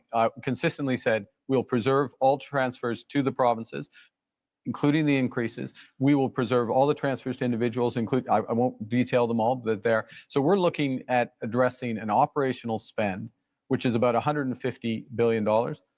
We will address that. We will make it more efficient, and we will do it in 3 years, and we'll balance that budget. Mr. Blanchet. I am 6 minutes behind Mr. Carney, so I will speak a little bit longer. First, I will support any initiative which will bring Canada aligned with Europe and NATO in order to be stronger and facing new threats. Good. I believe that 2% won't be enough. I'm not more in favor of war than anybody else, but we have responsibilities, and our main ally is removing himself from the stage. So we have to step up. We have to do our part. I want to go somewhere else entirely, however. I want to ask Mr. Carney, if we're speaking about leadership here, if Quebec and Canada were to say, you are not being given a majority government, there will be more conservatives than you would like, maybe more New Democrats than you would like, and more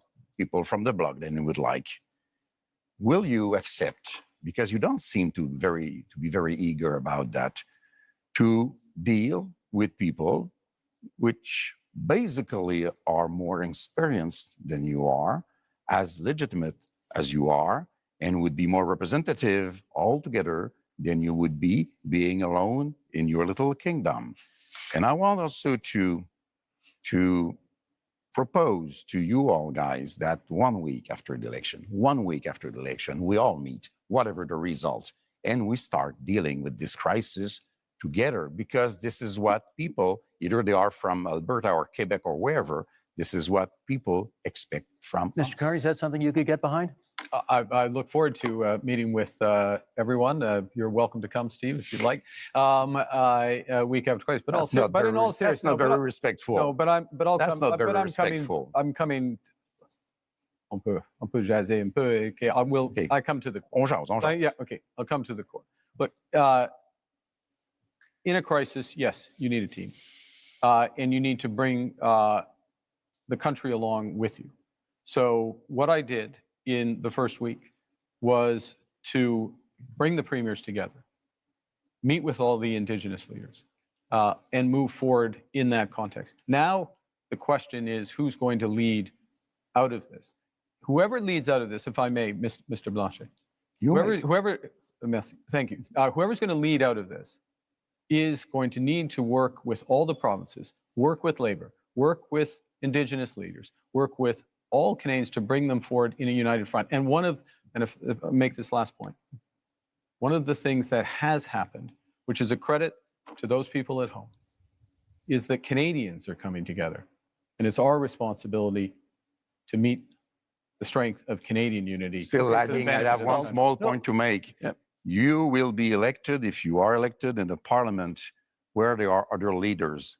I don't know if he called you, or Mr. Poilievre, I don't know if he called you, but before yesterday, you have not spoken to me once, even if I proposed it so many times.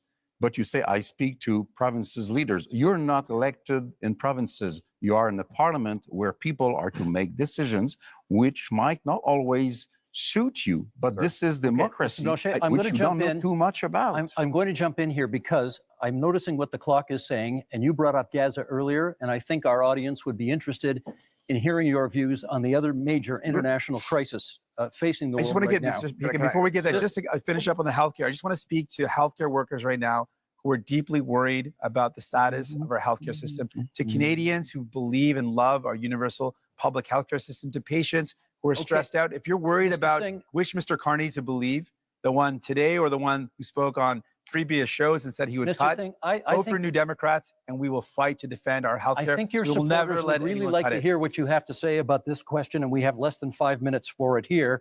What role should Canada play in the other major international crisis in this world, in the Middle East and the war in Gaza? Pierre Poilievre, would you start us off on that? What role can Canada play? Well, first of all, we must condemn Hamas, and more importantly, the terror sponsors in Tehran who initiated the attacks, the horrific attacks of October 7th. We need to defeat the terrorists so that all the peoples of the world can live in peace and defend the right of, yes, Palestinians to have their own lives free from the oppression of Hamas dictators and Iranian intervention, while Israel has the ability to live in freedom and peace. But I also want to say, we need to get back to the Canadian tradition, which is that when people come to this country, they leave foreign conflicts behind. The rampaging riots targeting Jewish communities is utterly unacceptable, and it points to the growing chaos that we see on our streets after 10 years of incredibly irresponsible liberal policies, of weak borders, of dividing people into groups, of saying one thing to one group and the opposite to another, dividing and conquering. We must end that division and unite our people so that everyone feels safe, and that when we come here, we put our foreign conflicts behind and we put Canada people, first. Mr. Singh, come from countries from around the world, and they care deeply about where they come from, and they should be able to do so. That's a part of being in our country, to have that freedom. Your treatment of Palestinians has been frankly disgusting. Your treatment of people who provide care and service for people in Gaza has been disgusting. On top of that, people in Israel and in Palestine deserve to live in peace and security. And Mr. Carney, to date, you've not acknowledged that what's going on in Gaza is now clearly become a genocide. It's important to call things out as they are, and you've not done that. Mr. Carney. We need to work, to go to your question, we need to work with our international partners, maximum pressure, maximum encouragement for an immediate ceasefire. That's the first thing. Encourage the return of all of the hostages, resumption of humanitarian aid. My government put in place $100 million of humanitarian aid, which is ready to go. With respect to where this ultimately goes, yes, two-state solution, but it has to be a viable and free Palestinian state, living side by side in peace and security with the state of Israel. I will underscore one other thing. Mr. Poilievre rightly mentioned Iran, the Iranian sponsors in this region. We have to be clear-eyed about the fundamental risks of Iran and do everything with our international partners to check it and turn it. Mr. Blanchet. If we are to work together, we will have to be consistent. The Jewish community in Quebec and Canada is harassed by a very little minority of radical Islamists.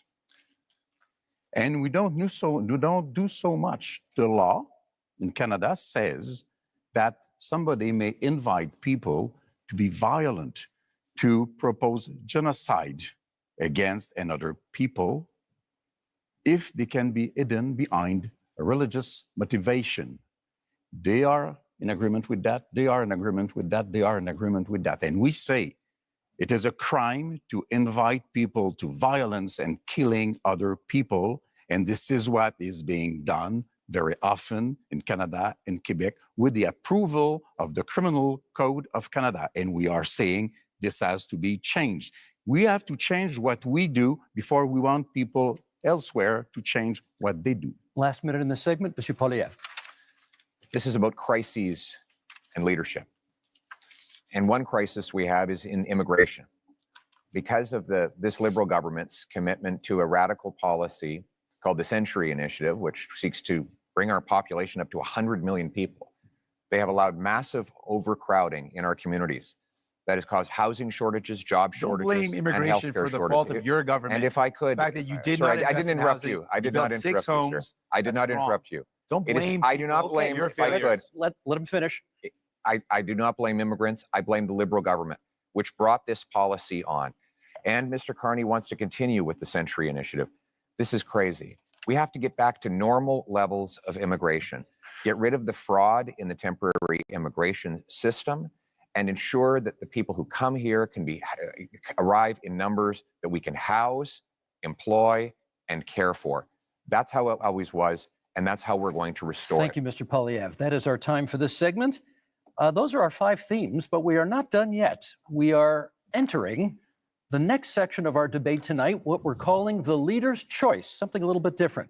Each of you will get the chance to ask a question, any question, of any other leader. You can then debate the answer, and each one on one will last for 3 minutes. So, Mr. Singh, you have the first option here. Who do you want to ask your question of? Mr. Carney. Go for it.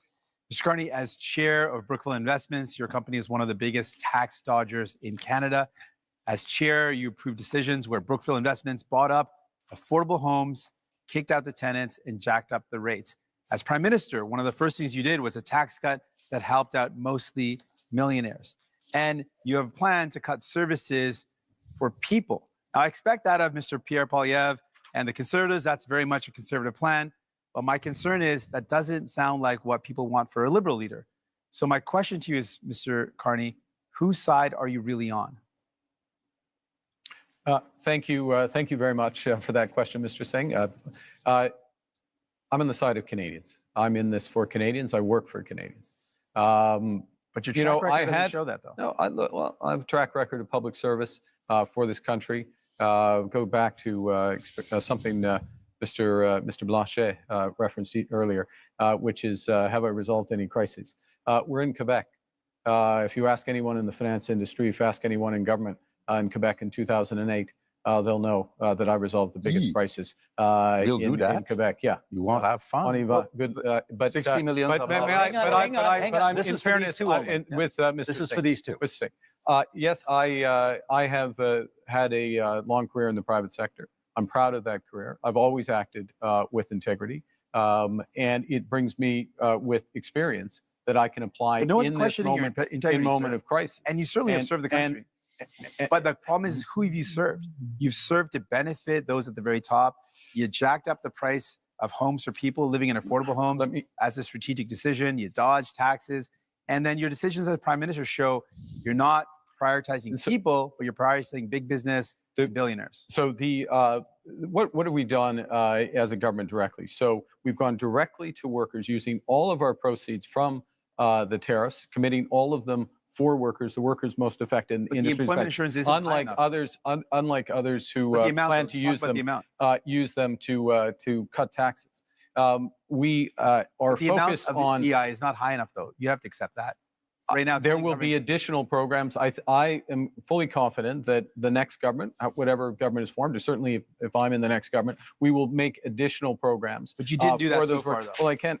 You could have. couldn't. Well, you couldn't, given that we're in an election You process. could have increased the amount, though. May I make a core point here, if I may, which is that when you think about workers here today and people watching at home, particularly younger people, there is an enormous opportunity in the trades, in the skilled trades. We are going to build this country in a way that has not been seen before. We are literally talking about hundreds of thousands, not jobs, but careers But I in think the people are trade. worried, Mr. And Carney, that's that- why we're investing in apprenticeships and mid-career. But I think people are worried, Mr. Carney, if New Democrats aren't there to force Liberals to make sure they remember about people they will forget. Gentlemen, that is time. Thank you for that. Monsieur Blanchet, you have the next question. To whom would you like to put it? Mr. Carney, you avoided quite, I would say, skillfully the questions of Mr. Singh. But first, let me correct something. In 2008, not so much by your decision, $10 billion were given to car industry in Ontario. while 60 millions, not billions of dollars, were lent to lumberwood throughout the whole of Canada.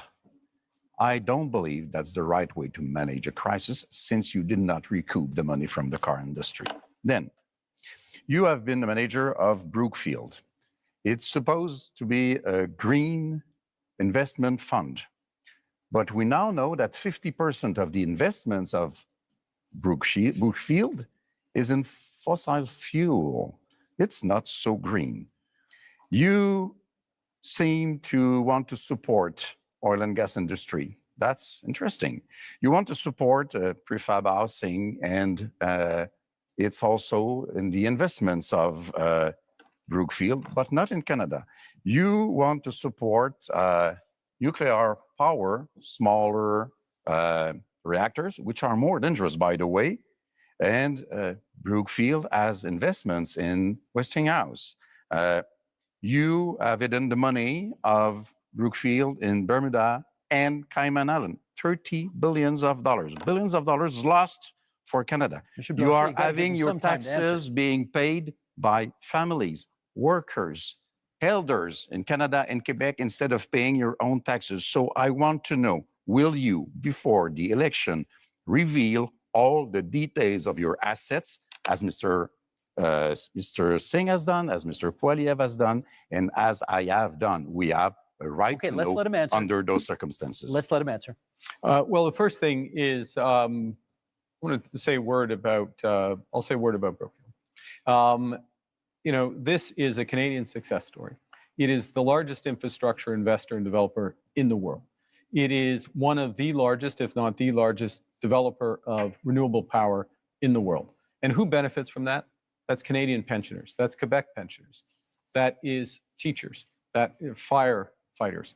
It is a series of people, including individuals on this stage, benefit from that. Now, always acted with integrity. Oh no, Served the he shareholders didn't. of Brookfield when I was there. I have left that. I can't believe he just said that. All the rules well in advance. So let's I have followed reveal all your the assets. rules well in Let's advance. reveal your assets like And- we all did. And working for the people of Canada. What do you own? Why that is don't time, you tell gentlemen. Canadians and That is Quebecers time. what you Holy own? Mr. Blanchet, we're moving on to Mr. Poilievre now, who has his opportunity to ask the question of whomever he'd like here, and that will be? Mr. Carney, but if I could Look him up. begin by setting the stage. The choice in this election is, after a lost Liberal decade of rising cost and crime and a falling economy under America's thumb, do we want to elect them to a fourth term? Or do we want to change? Change so that you can afford food and homes. Change so that you can be safe on your street, and change so that your paycheck grows faster than your cost of living. Change with a new conservative government. Because Mr. Carney is not change. Mr. Carney, in 2020, it was recorded, you began advising Justin Trudeau. It's still on the Liberal Party website today that you are Justin Trudeau's economic advisor. They might want to update your website on that. On June 3rd of 2021, you said that inflation would be a sign of economic progress.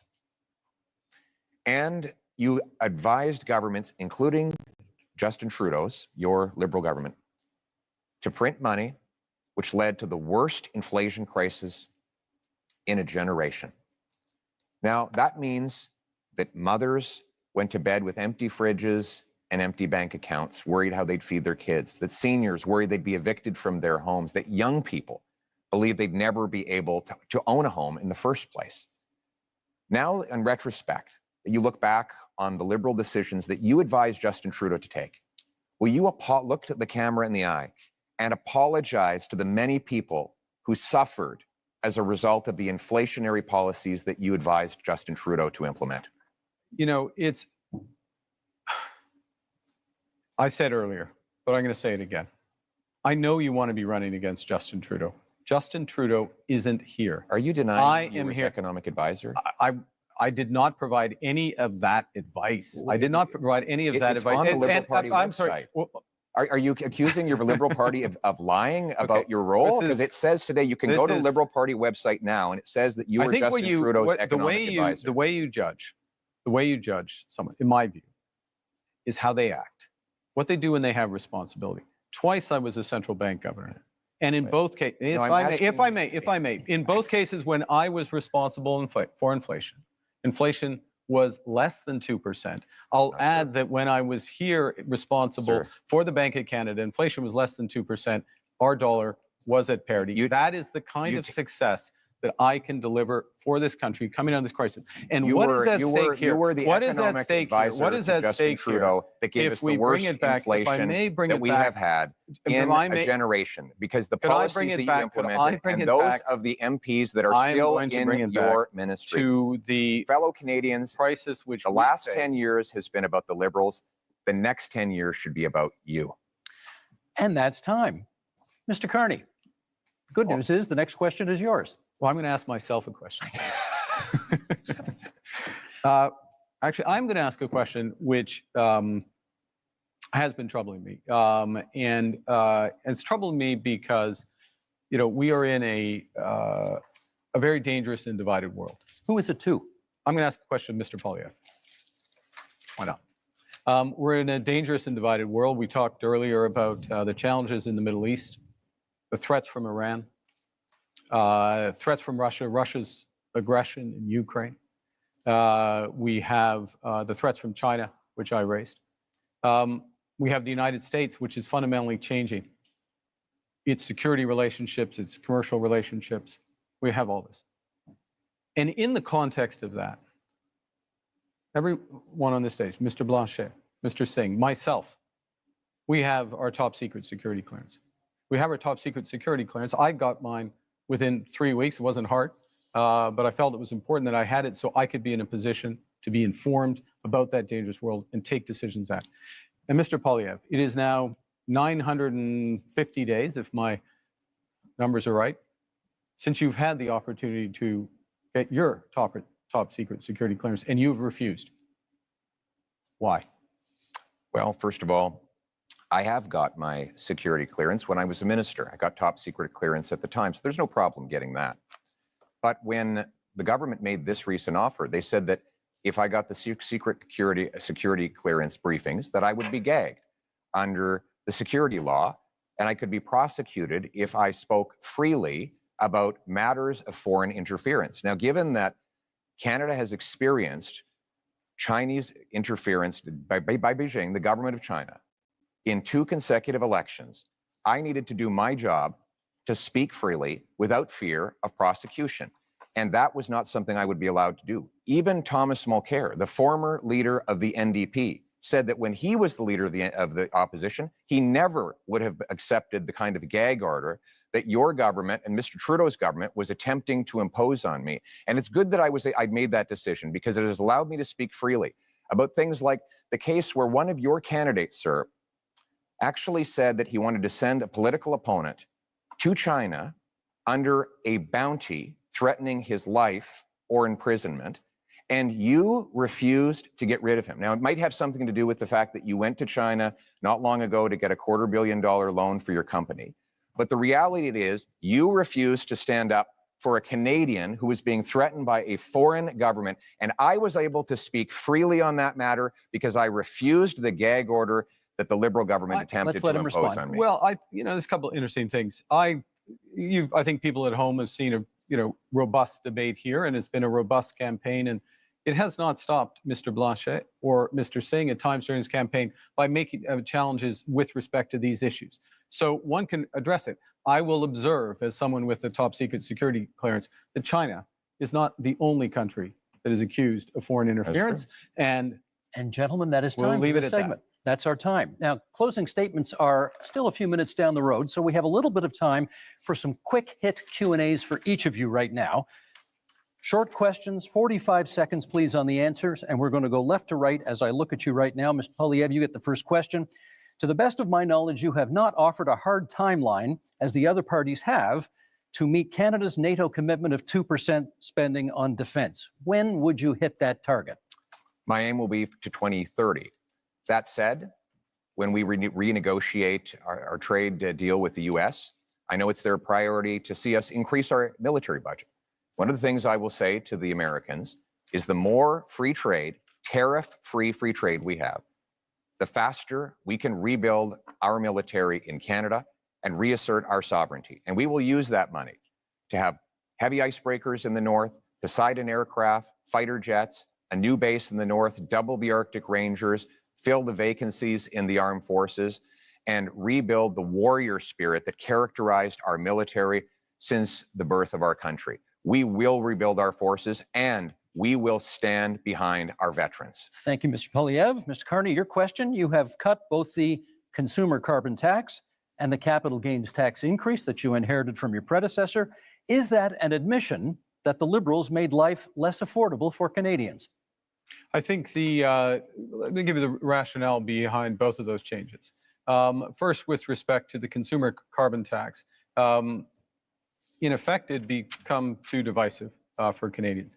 Canadians received rebates. On the whole, they received more than the tax actually was, but some had represented that it was a tax without a rebate. It became divisive. It didn't serve its purpose. It made a relatively modest contribution to overall climate goals.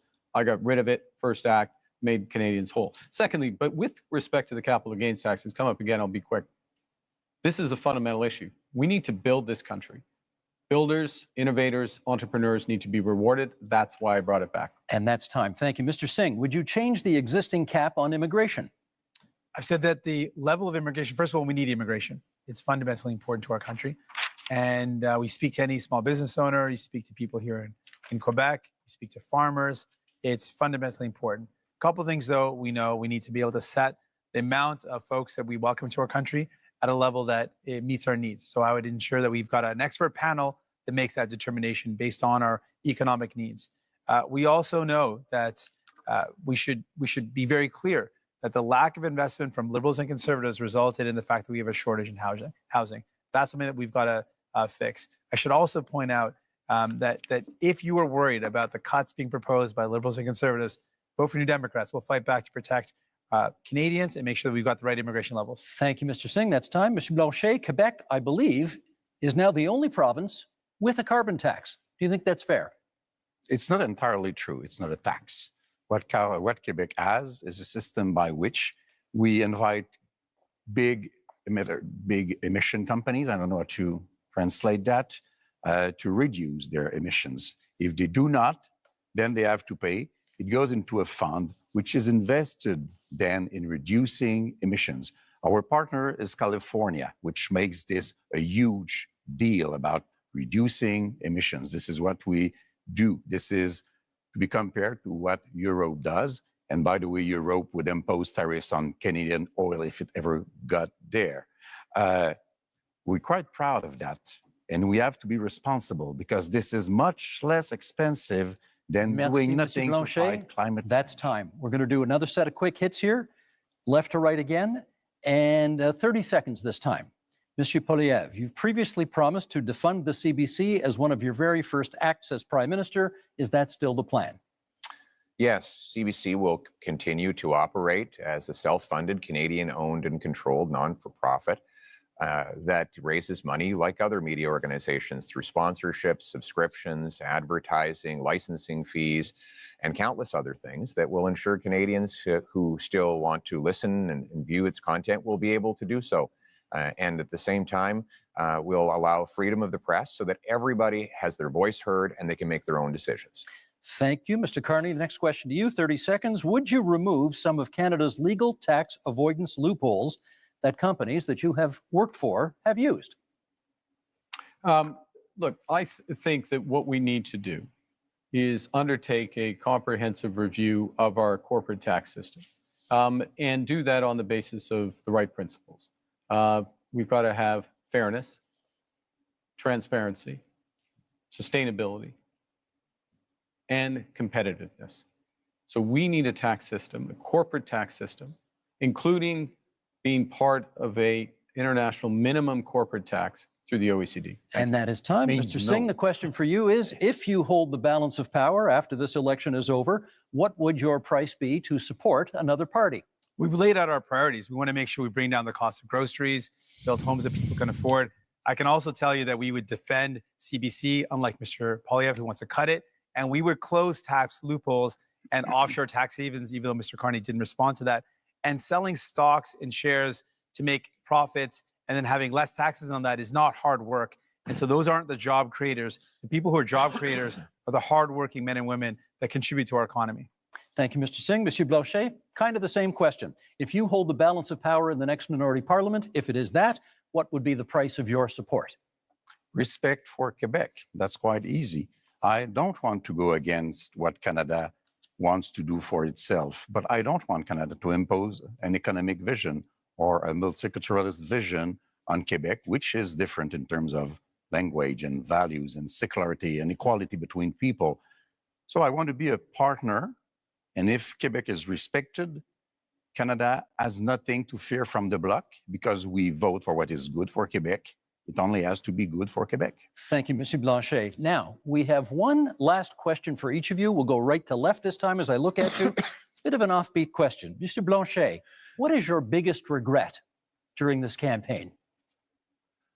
That's a very good question. I'm not very fond of regrets, I would say, but we should have started sooner to see that we had to create the environment for a deal in which Quebec and Canada would be, one bigger than the other, but partners to be stronger in front of Mr. Trump and showing that maybe nobody here is the partner to let go alone without being surveyed or controlled or supervised by a Quebec voice.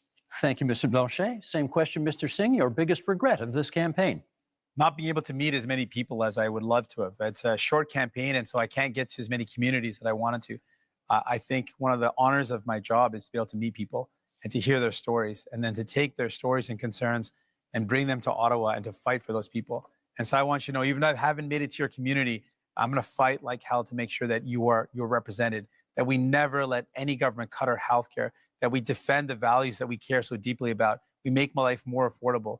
That's my commitment to you. Even if I didn't get to see you, that's my commitment. Thank you, Mr. Singh. Mr. Carney, same question. Biggest regret of the campaign? I'm to be honest, it's the same answer. This is an astonishing country. It is an amazing country.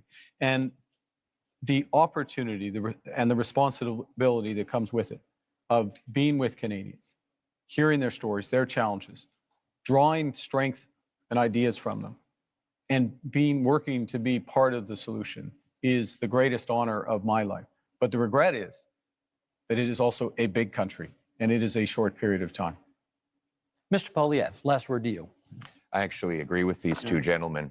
I had a rule that at all my rallies, even when they're really big, I would stand in front of a flag and greet every single person and hear their stories and learn their struggles.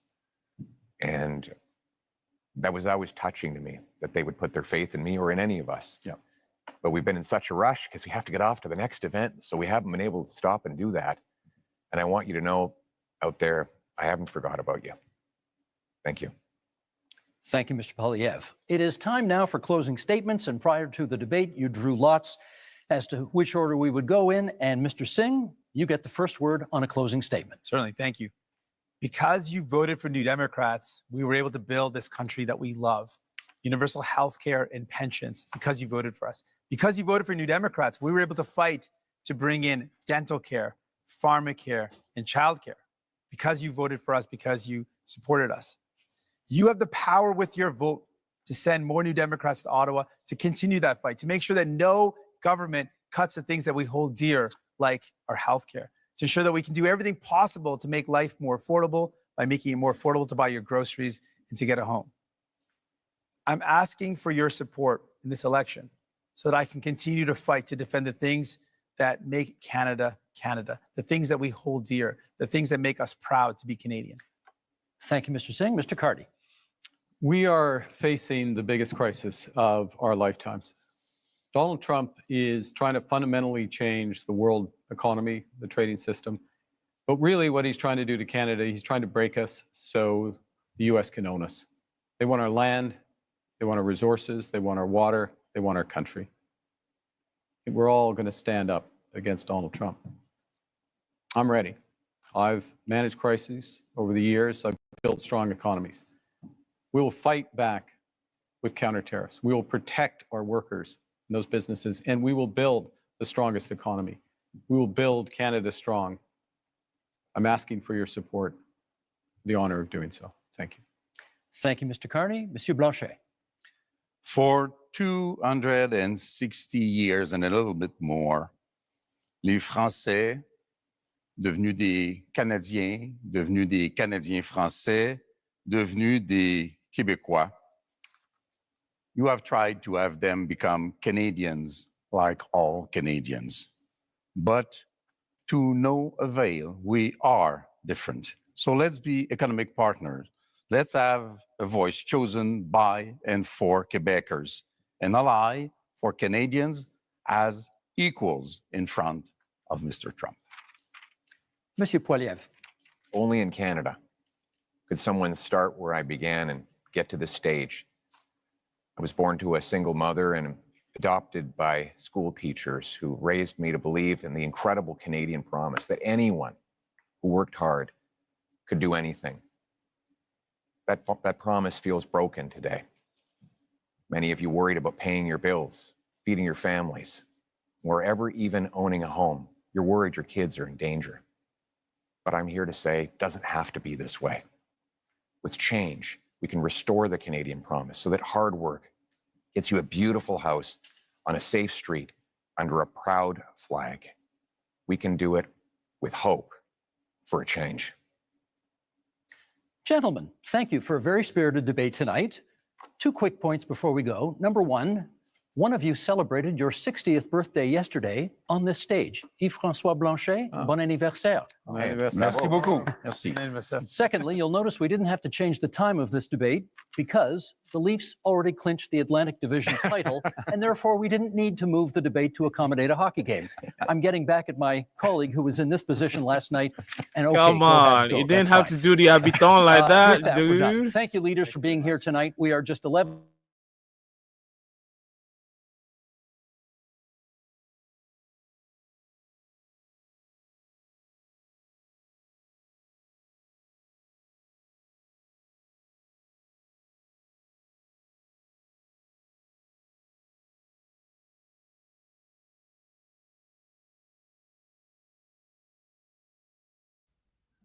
All right, that was great. That was a great debate. How'd you guys find it? So here's what I want to do, guys. Let's rate each of the candidates on a scale of 1 to 10. 10 being obviously the best. I want to know how you felt like each of the candidates performed, and I think someone started here. Says 9.5. She's rated Pierre Poilievre. And she says Poilievre kept his cool and he wasn't a raging bull, but at the same time, he was still hitting. I deduct 0.5 points because the slogans were a bit much. Okay. So 9.5 is quite high, though. 9.5 is quite high. But how I want to hear from you guys that we're watching Mark Carney tonight. How do you think Mark Carney did? On a scale of 1 to 10, I want you to rate Mark Carney's performance in this debate. Obviously, he's the one with the most to lose here. He's the guy that is in the lead, and everybody was coming for him. So he had to kind of pitch a performance defensively to kind of handle some of the stuff that was coming his way. Trust me, they were lobbing shots at him because the truth is, I mean, the fact is he is the one taking the lunch. He's the one taking the NDP's lunch in Vancouver for sure, right? And obviously he's taking the Bloc Québécois lunch in Quebec, right?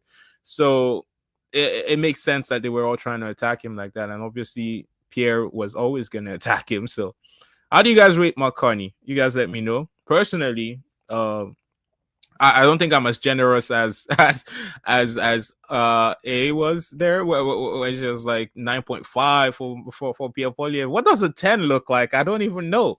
Like, what are you talking about? What does a 10 look like? So Braveheart says Mark Carney got a 7. He was defensive all through and he took no shots. 7 because he tried with defense, but would stutter sometimes. Come on, that's a bit okay. So the difference between a 7 and a 9.5 here. So you've rated You guys, and this is the way you've rated Mark Carney as 7 in this English debate because he was defending, and you've rated Pierre Poilievre a 9.5. Wow. Okay.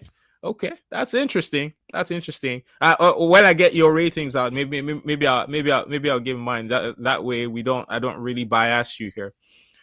How do you rate? So I've gotten a rating for Mark Carney and for Pierre Poilievre. How do you rate Jagmeet Singh in this debate? How did Jagmeet Singh do?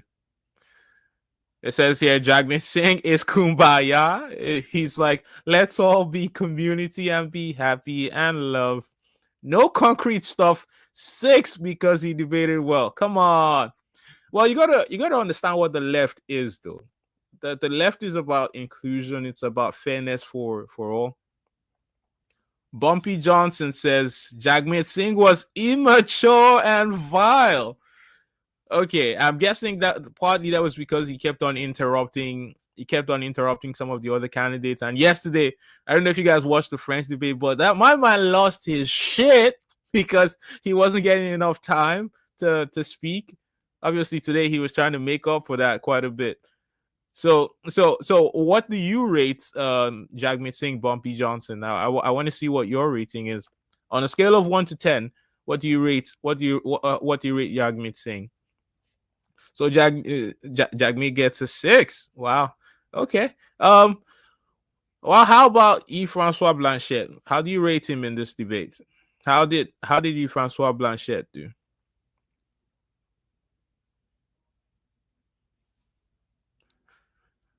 So while you guys are working that up, here's what I would say. I would say Pierre Poilievre did a lot better today than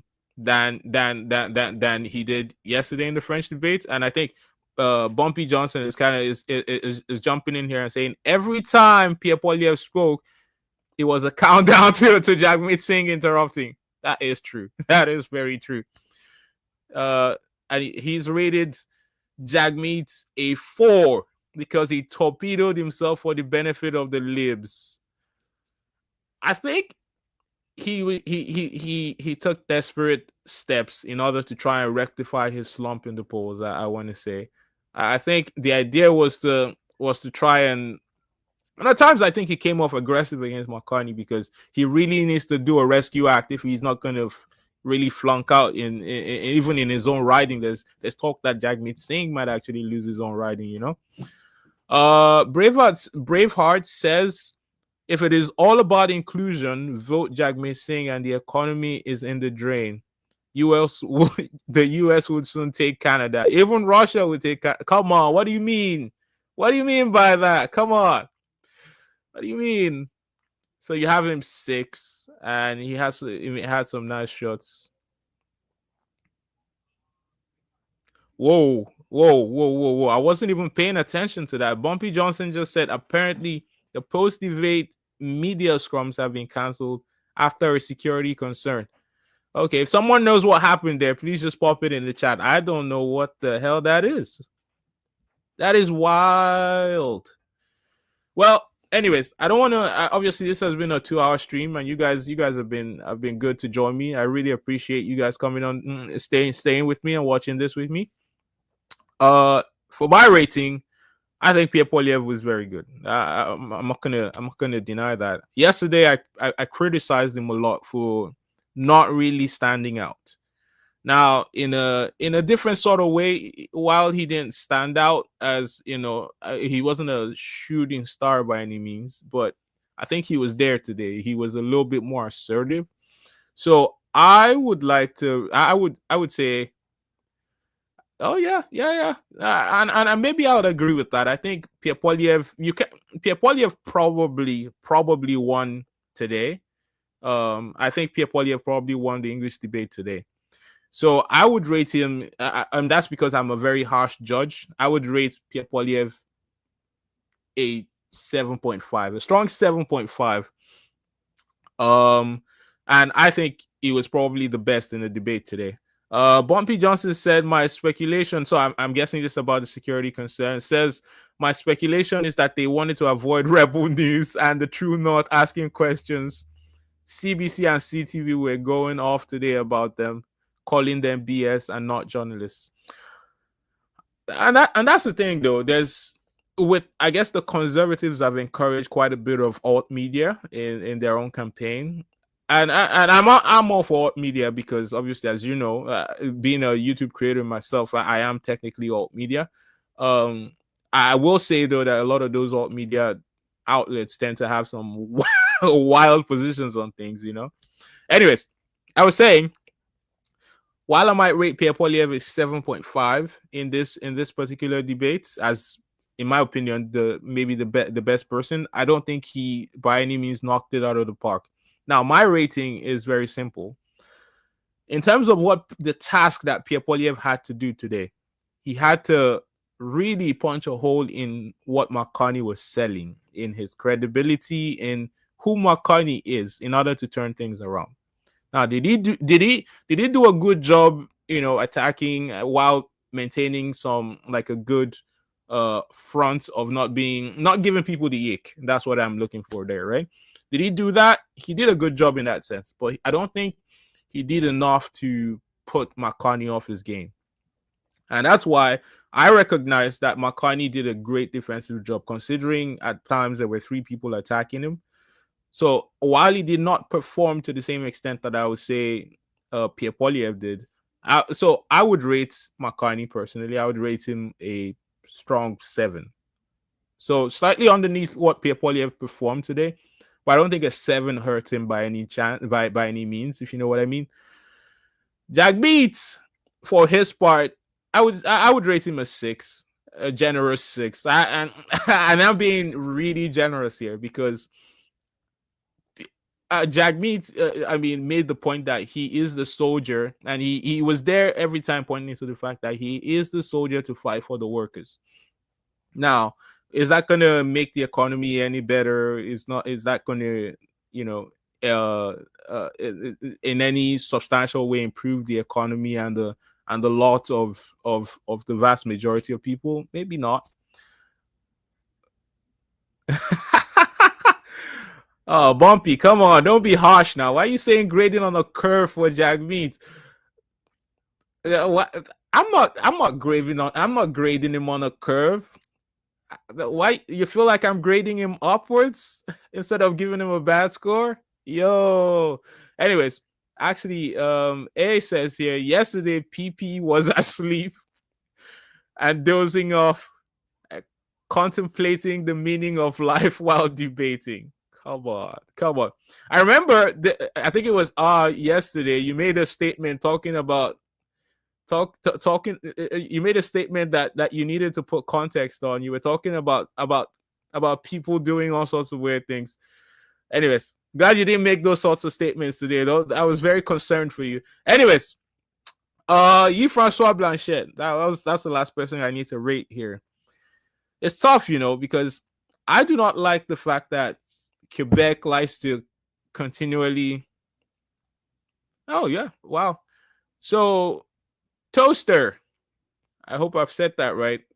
Toaster said, as a conservative, I have to say I wasn't impressed with Pierre Poilievre's performance tonight. Wow. I actually, if you want to tell me why you feel that way, or what did he not do right for you? What do you wish you would have seen from Pierre Poilievre? Why was he so disappointing for you? I'm actually curious about that. And while you're getting that, while you're getting that ready, while you're typing that up, Francois Blanchet, I don't know. I don't like the idea that and this is pure Quebec, right? Yesterday in the French debate, it was about the fact that, well, they don't want pipelines, they don't want nuclear energy, they don't want any of the. It's almost like they don't want to be a part of Canada. Like everything that everybody else suggests, they always, instead of providing, it almost seems that from Francois Blanchet's point of view, there's never a solution being preferred. There's always an outright no, which I don't. Maybe that biases the way I see Francois Blanchet in the debates. I don't know.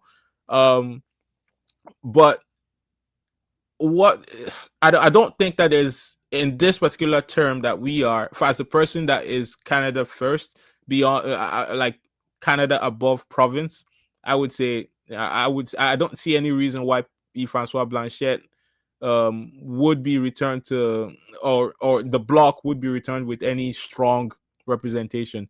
I do not think they're serving, and this is just purely from a person who is not a Quebecer, right? Okay, so let me go back to what Toaster said. So you said the reason why you were disappointed with Pierre Poilievre was because there was too much sloganeering. That is true. Someone did mention during the stream that there were too many slogans for sure.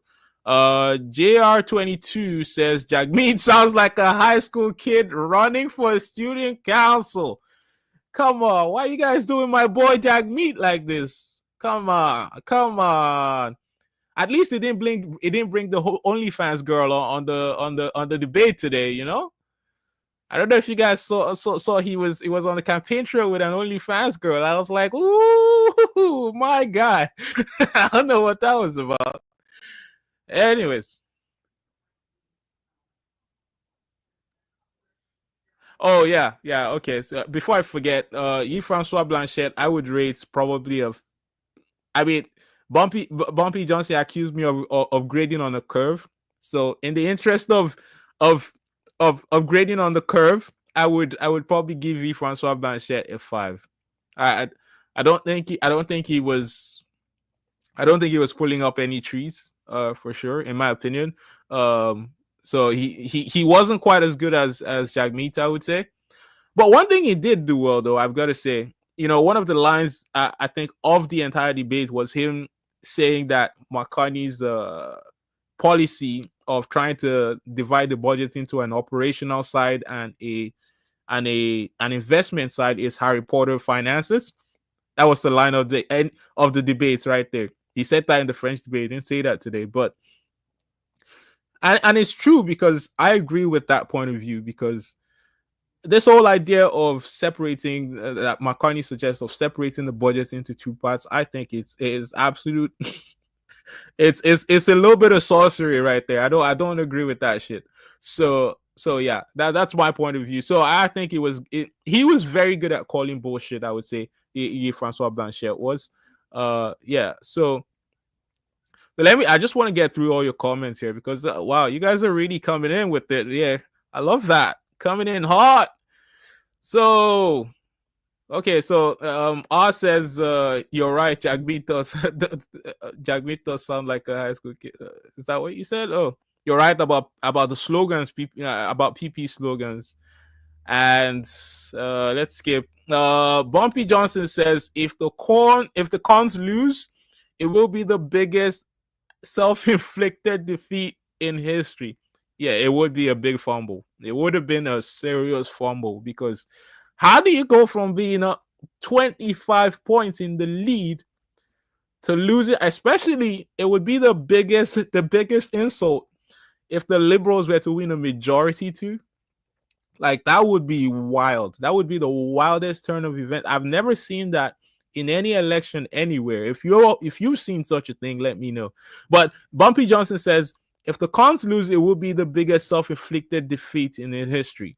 The Cons, at the height of their polling, corrupted a lot of local riding races and appointed big money donors as candidates. So you think that was where the Conservatives failed? To be fair, though, here's what I'll say about that. Pierre Poilievre is not polling as badly as you think. I mean, at 38% in the polls, I don't know if you guys have seen the polls. Pierre Poilievre is polling at 38%. Now, that's not, like, I did a video not too long ago, maybe a few days ago. I mentioned this in my reaction to the French debate. At 38%, that was basically, that has been enough to win majorities in the past, right? Stephen Harper won his majority in 2011 based off of a 39% win, right? So I mean, it's easy enough to say that Pierre Poilievre fumbled the bag, but he's not polling so bad. The problem is nobody really anticipated, and maybe we should have seen this coming with Trump and stuff, and the Liberals have they've pulled a magic trick with their marketing here. But we should have seen this coming, that the other minor parties were going to fall apart in this way, and basically just gift the Liberals such a big lead. 44%, trust me, 44% is not your regular polling. That's not regular polling. I would say that, right? So that's what I'll say about that. What else is here? So, are you still asking me about the score for Francois Blanchette? I'm rating him a 4. That's what I said. Okay, so Bumpy Johnson says you have to judge Blanchette's performance from the position of a Quebecer and not a Canadian. That is true. Yeah. Okay. I can take that on board. You said I think Blanchette did better than Jagmeet. In that sense, when we look at it from what I want to know is, what do you think as a Quebecer? What the Quebecers care about? Language security. They care about. They seem to care about not getting the pipeline going through their territory, because I think they're very much European-like in their love for clean energy. Okay, I don't know. I don't know that he really preferred any positions that were. I mean, he talked about being in favor of supply management, which there's no evidence that anybody is not going to defend supply management. But I don't know that there was anything spectacularly special about Francois Blanchette. But maybe you tell me something that I missed. Obviously, I was going through the chat and listening at the same time. Toaster says. I'm guessing I'm guessing Toaster is talking about Pierre Poilievre here. It says the slogans and constantly changing up the Liberals having been in. I'll take that again. The slogans and constantly changing up the Liberals having been in for a decade made him seem very robotic. He was better for the last half hour.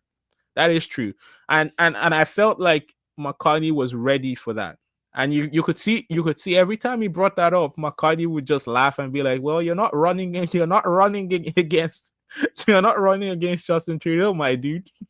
And that every time he said that, I felt like, yeah, that it was the perfect answer, I think, because while you can accuse Mark Carney of being Trudeau's economic advisor, which he was. He does have that convenient excuse of being like, yo, I wasn't actually the one that did all this shit, like I gave them advice, they had the freedom not to take my advice, that kind of thing, anyways. A says, oh man, you guys are reacting so much here. I really want to get through all your comments. So it says, I disagree. This prime minister debate. Okay. I'll see if there's much for us to talk about here, and then I'll proceed with what I wanted to talk to you guys about. Okay, so that's good. So before we round up today, I wanted to know, did any of these debates change your mind about who you're voting for? And I also want to know, what is important? What's the most important thing to you in this election? Is it affordability? Is it don't you have a family doctor? So is it healthcare? Is it Trump? If you're on the if you're on the liberal Kool-Aid, whatever. And that there's no shame in that, right? Trump is threatening a lot of jobs in Canada. So I want to know from you guys, did any of these guys change your mind with their performances in the debates? You watched the French debate, you watched the English debate today. In my opinion, and I'll tell you what I think, while you guys make up your minds here, I don't think that any of the if I assuming I had made up my mind that I was voting Pierre Poilievre, and a lot of people that are voting for Pierre Poilievre made that decision based on the fact that they could not trust the Liberals with another term, right? And that's why you notice he kept on repeating and harping up on that term, right? Or on that particular point, right? That's why he kept on saying that. I do not know that Mark Carney inspires or with this debate performance provided answers to the questions that people already had about him. In terms of Brookfield is a big question, like, why were you part of this organization that while a funny thing is Brookfield is a company. I own some Brookfield. I own some shares in Brookfield, right? So it's weird when you start hearing all these things about, you know, how the cookie is baked a little bit, and you're like, whoa, that happened. Whoa, they're sending money through tax havens and all of that. Anyways, I don't want to make this too long. So here's what I'll do. I told you guys before the debates came on that I was going to make a prediction on who I think is going to win the election. Right? I'll tell you who I think is going to win, and I'll tell you whether it's going to be a minority or a majority. Now, I did this with the U.S. presidential elections, and I did this with the British Columbia presidential elections. Now, I will make that video. I don't know when do I'll make that so just to give you guys ample time. And again, I'm not telling you who to vote for. Again, this is just purely an opinion, purely my own perspective. I'm not telling you who to vote for by any means. And if again, I don't hold it against anybody who chooses to vote liberal or chooses to vote conservative. You notice I'm not telling you who I'm voting for. Okay, so I'll make that video sometime this week, maybe before the end of this week. But yeah, I'm curious. You guys that are watching after the stream ends here, get in the comments. Let me know what you think. But I really appreciate you guys joining me today. From Bumpy Johnson, Braveheart. BB is not here anymore, but I appreciate that guy. Kevin Boyle. I know he went and rage quit on me. I love that guy though. He's a conservative. He's a cool dude. But I feel like it got very emotional between him and BB for a little bit in the comment section there. Nothing wrong with that. Nothing wrong with a little bit of passion. This is about your future after all, right? It's not just politics. It's more than politics. It's about your future. So when you vote, go out, vote with your conscience, vote for whoever you think will make your life better. That's the way I see it with politicians, right? Anyways, thank you guys for joining me today. Really appreciate you. If you're new to the channel, don't forget to subscribe. Hit that subscribe button. And join me anytime I post any new videos. Join the conversation. I welcome everybody. And I mean everybody. Sometimes you see people come in hot and insult me a little bit. Sometimes I don't take that stuff lying down. So if you come at me with some insult, I might come at you back, if you know what I mean. No, I'm just joking. I'm nice most of the time. Anyways, thank you guys for joining me. I'll see you next time. Take care, guys.